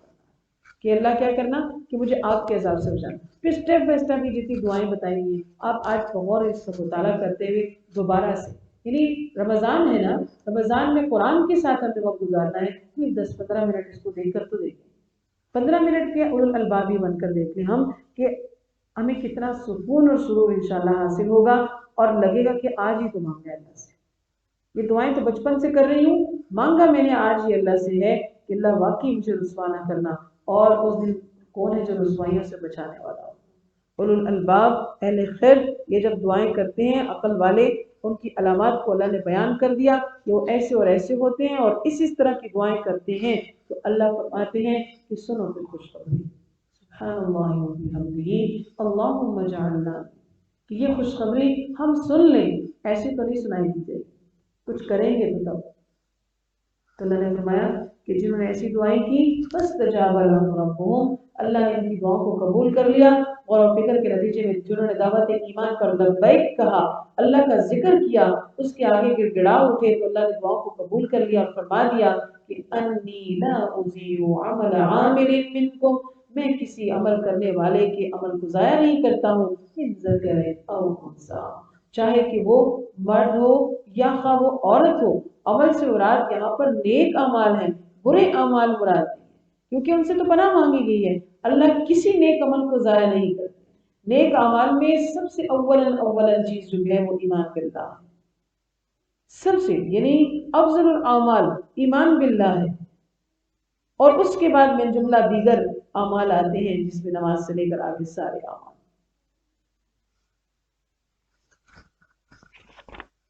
تو اللہ نے فرمایا کہ میں کسی عمل کرنے والے کا عمل ضائع نہیں کرتا ہوں، چاہے کہ وہ کون ہے، من ذکر او انثی، کہ نہ چاہے کہ وہ مرد ہو یا عورت۔ یہاں پہ مرد و زن کا خاص طور پر ذکر ہے کہ جو بھی عمل کرے گا۔ ام المؤمنین ام سلمہ کی ایک روایت اس بارے میں آتی ہے کہ انہوں نے رسول اللہ صلی اللہ علیہ وسلم سے عرض کیا کہ اے نبی صلی اللہ علیہ وسلم، نیکی کے کاموں میں مردوں کا ذکر تو کثرت سے آتا ہے، عورتوں کا ذکر کثرت سے نہیں آتا۔ اور ایک اور روایت کے مطابق بعض خواتین آپ صلی اللہ علیہ وسلم کی خدمت میں حاضر ہوئی، عرض کیا کہ اللہ کے نبی صلی اللہ علیہ وسلم بہت سے اعمال مردوں کے لیے مخصوص ہیں، مثلا جیسے آذان دینا ہے، نماز پڑھانا ہے، جہاد کا حکم، یہ ظاہر ہے بڑے اجر والے کام ہیں، تو اس طرح تو مرد عورتوں سے اجر میں بڑھ گئے، اس لحاظ سے عورتوں کو تو کم ملا گیا۔ نبی صلی اللہ علیہ وسلم فرمایا ایسا نہیں ہے، عورتوں کو بھی اللہ کے یہاں وہی بدلہ ملے گا، ایسے ہی بدلہ ملے گا جیسا کہ مردوں کو۔ اللہ کے قانون میں کوئی تفریق نہیں، نوعیت عمل کی مختلف ہیں۔ مرد جو ہے وہ اگر میدان جنگ میں تلوار اٹھا کے لڑتا ہے تو عورت پیچھے اس کے گھر کی حفاظت کرتی ہے، اپنی عزت و عصمت کی حفاظت کرتی ہے، اس کے بچوں کو پالتی ہے، اس کا اپنا اپنا جہاد ہے، یہ اپنے اپنے جہاد ہیں۔ تو لہٰذا مرد و زن کے لیے بہت سے کام یکساں ہی ہیں، جیسے نماز ہے، روزہ ہے، زکوٰۃ ہے، حج ہے، حقوق العباد ہے، حقوق اللہ ہے، ان میں برابر مردوں کے ساتھ حصہ ہے، اپنے اپنے دائرہ کار میں رہتے ہوئے ان کے اجر و ثواب ہے۔ چاہے کہ کوئی مرد ہو، چاہے کہ کوئی عورت ہو، اللہ تعالیٰ اس کا عمل ضائع نہیں کریں گے۔ تم میں سے بعض جو ہے وہ بعض میں سے ہیں، یعنی مرد عورتوں میں سے، عورت مردوں میں سے ہیں، یعنی ایک ماں کے یہاں ایک بیٹا پیدا ہوتا ہے تو ایک ہی جنس ہے، آدم سے ہوا پیدا ہوئی، ایک ہی جنس ہے، مزاج اور کیفیات اور کام الگ الگ ہیں۔ جیسا کہ کسی چیز کی خاصیت ٹھنڈی آگ گرم ہوتی ہے، برف ٹھنڈی ہوتی ہے، پیدا کرنے والا ایک ہے، خاصیتیں الگ الگ، دونوں چیزوں سے فائدہ اٹھایا جاتا ہے۔ تو اسی طرح مرد اور عورت اپنے اپنے دائرہ کار میں رہتے ہیں، اولو الالباب جو ہیں وہ اللہ سے دعا کرنے والے ہوتے ہیں اور اتنی جامع دعائیں کرنے والے ہوتے ہیں۔ بس اللہ نے فرمایا کہ عقل مند لوگوں کی دعا اور قبولیت کے بعد مشقت کے کام کرنے والے دیگر لوگوں کا بھی تذکرہ فرما دیا کہ مشکل امور میں جو کام ہوتے ہیں وہ ہجرت اور جہاد کے کام ہوتے ہیں۔ تو لہٰذا فالذین ہاجروا، جنہوں نے اپنے وطن چھوڑے، ایمان کی خاطر اپنا وطن چھوڑا، جن لوگوں نے آب و ہوا کے لیے اللہ کی راہ میں مجبوراً ہجرتیں کی ہیں، اپنا گھر بار چھوڑنا آسان نہیں ہوتا ہے، اخرجوا من دیارہم، بلکہ انہیں زبردستی نکالا گیا اپنے گھروں سے، مال و اسباب بھی قبضے میں آ گئے ہی ہیں، تو لہٰذا ایسے لوگوں کی اللہ نے وعدہ فرمائی ہے کہ وَأُوذُوا فِي سَبِيلِي، اور وہ ستائے گئے ہیں اس کی راہ، تکالیف دی ہیں انہوں نے، تشدد کا نشانہ بنایا، تپتی ریتوں پہ لٹایا، مال کھینچ لیے، اور ان چیزوں سے بھی بڑھ کر ان کے لیے عذیتناک بات کیا ہوتی تھی جب وہ اسلام کو مذاق ہوا۔ مومن کا دل دکھتا ہے، ان کو اس بات پہ بھی تکلیف ہوتی تھی کہ ان کو اپنے گھر بار سے دور ہونا پڑا، لیکن اس بات پہ بہت تکلیف ہوتی تھی کہ وہ استہزاء بازی کرتے تھے اسلام کے لیے اور اہل ایمان کے لیے، تو انہوں نے غلبہ اسلام کی کوششیں کی۔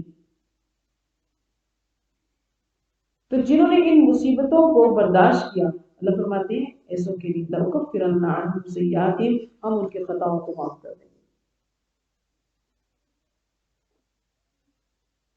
اللہ تعالیٰ اسلام، یعنی اگر کوئی کافر تو اسلام لایا، سب کا سارے گناہ معاف کر دیتا ہے۔ ہجرت پر بھی اللہ کی یہی وعدے تھے، سب کا سارے گناہ معاف کر دے گی جو ہجرت کرے گا۔ اور پھر حج، یہ تیسرا عمل ہے ایسا جس کے اوپر یعنی ان کا انجام دینے سے یہدم ما کان قبلھا کا وعدہ ہے کہ اللہ سارے پچھلے گناہ جو ہے وہ ان کو ختم کر دیتا ہے، اللہ ان کو معاف کر دیتا ہے۔ تو لہٰذا اس طریقے سے عمل کیا جائے کہ وہ قبول ہو جائے۔ اللہ فرماتے ہیں کہ ایسوں کو میں داخل کروں گا جنات میں جس کے نیچے نہریں جاری ہوں گی، اور ثواب من عند اللہ، یہ اللہ کی طرف سے بدلہ ہے، ثواب ہے، واللہ اللہ تعالیٰ عنہ، اس کے پاس حسن الثواب، اچھا بدلہ ہے، بہترین بدلہ ہے فرمانبرداری کے نتیجے میں۔ لا یغرنک تقلب الذین، اور نہ مغالطے میں ڈالے آپ کو ان لوگوں کا چلنا پھرنا فی البلاد، کافر لوگوں کا شہروں میں، متاع قلیل، یہ تھوڑا فائدہ ہے، تھوڑا سامان ہے، یہ جو شہروں میں ان کا آنا جانا آپ کو دھوکے میں نہ ڈال دے، نافرمان لوگ، معصیت میں مبتلا لوگ، یہ عارضی ڈھیل ہے، جلدی اللہ ان کو پکڑ لیں گے، یہ متاع قلیل ہے، پھر ان کا ٹھکانہ جہنم ہے، وبئس المہاد، اور یہ بہت برا ٹھکانہ ہے۔ کفار کا انجام، اب تصویر کا دوسرا لوگ، لیکن وہ لوگ نتقوا ربہم، جنہوں نے تقوی کو اختیار کیا، رب سے ڈرے ہیں، معصیت سے بچتے رہے ہیں، اور ان کے دلوں میں خدا کا خوف جاگرتی رہا ہے، لہم جنات تجری من تحتها الانہار، ان کے لیے باغات ہیں جن کے نیچے سے نہریں بہ رہی ہوں گی۔ جنت کی نعمتوں کی تفصیلات میں نہروں کا بھی ذکر خاص طور پر آتا ہے، ازواج مطہرہ مساکن طیبہ، اس کے ساتھ پھر جنت کی نہروں کا بھی ذکر آتا ہے، شراب طہور، عسل مصفی، دودھ کی نہر، غیر آسن پانی، ان کا تذکرہ ملتا ہے، یہ سب اہل جنت کے لیے ہوں گی، اس کا ذکر آپ انشاءاللہ پڑھیں گے بھی آگے تک۔ خالدین فیہا، ہمیشہ رہیں گے آپ۔ نزلا من عند اللہ، یہ اللہ کی طرف سے مہمانداری ہوگی، بہترین مہمان نوازی، نزل اللہ کی مہمانداری، میزبان ہوں گے اللہ، اعلیٰ ترین چیزیں پیش ہوں گی ان کو، اور یہ کس بات پر ہے؟ اللہ کی ذات پر ہے۔ وما عند اللہ، اور بے شک اللہ کے ہاں خیر، بہتر انجام ہے یا بہتریاں ہیں، اس سے بھی ہے جو بیان کر دیا گیا سو کر دیا، اس سے بھی زیادہ اعلیٰ بہتر نعمتیں ان کے انتظار میں، کس کے لیے؟ للابرار، نیکی کرنے والوں کے لیے، اللہ جانا، نیک لوگوں کے لیے بہترین اجر ہے۔ اللہ تعالیٰ ہم سب کو اس گروہ میں شامل فرما۔ قرآن کی یہ مجلس، اس میں اللہ میں اجتماعی طور پر دعا کرتے ہیں، اللہ فرشتے ہمارے ساتھ آمین کہنے والے ہوں کہ اللہ ہمیں ان لوگوں میں، ان ابرار کی فہرست میں شامل فرما دے، ہمارا انجام بھی ایسا ہی فرما دے جیسے کہ یہاں پہ نزول کا ذکر آیا ہے۔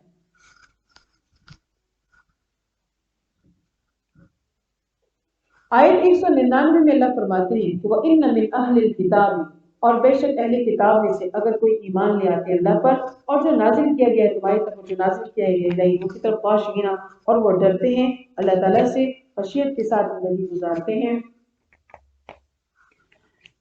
ला यश्तरून बिही बिआयातिल्लाहि समना कलीला, और वो अल्लाह की आयतों के बदले दुनिया का हकीर माल नहीं खरीदते।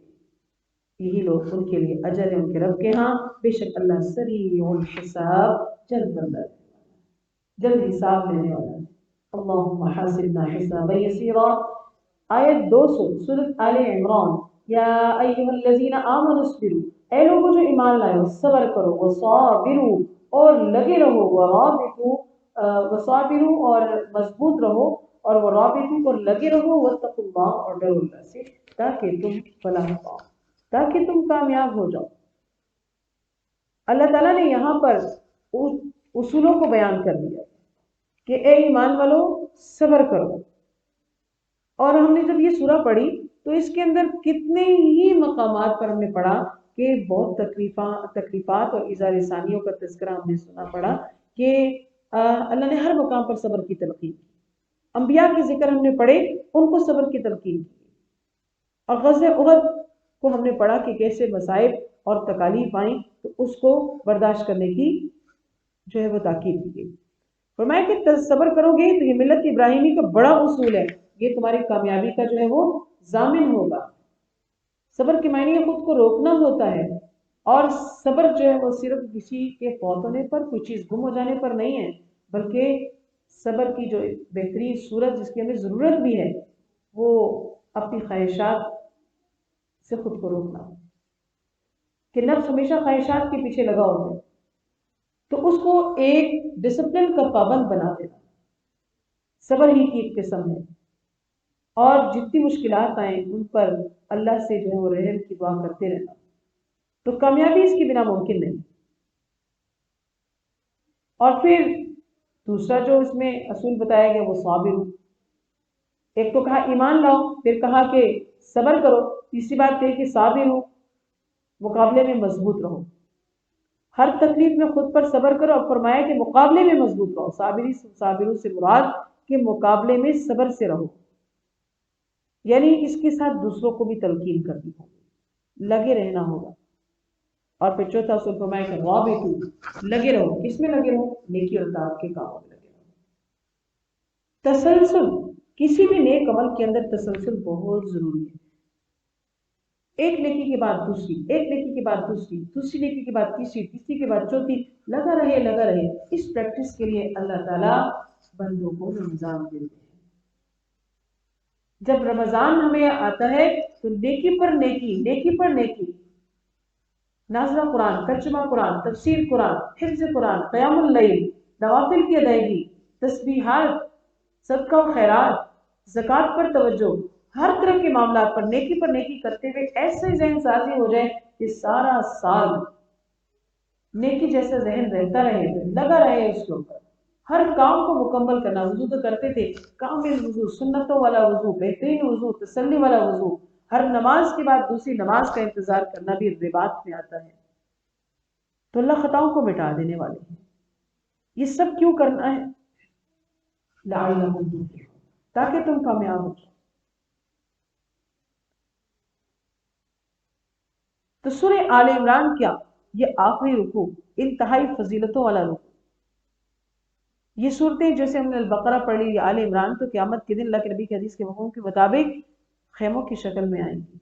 और उनके दरमियान चमक होगी। वो अपने पढ़ने वालों और अमल करने वालों और ईमान रखने वालों पर साया फिगन होंगी, बंदे के हक में सिफारिश करेंगी। ये दो रोशन सूरतें इनको कहा गया है। ये तवील सूरतों में से हैं। इसके अंदर मारिफ बयान किए गए, उसूल बयान किए गए, अकायद को बयान किया गया। तो जिस कदर हो सके इन आयात की और बिलखुसूस इन सूरतों की तिलावत करते रहना चाहिए। अल्लाह ताला इस कुरान के जरिए से हम पर रहम फरमाए।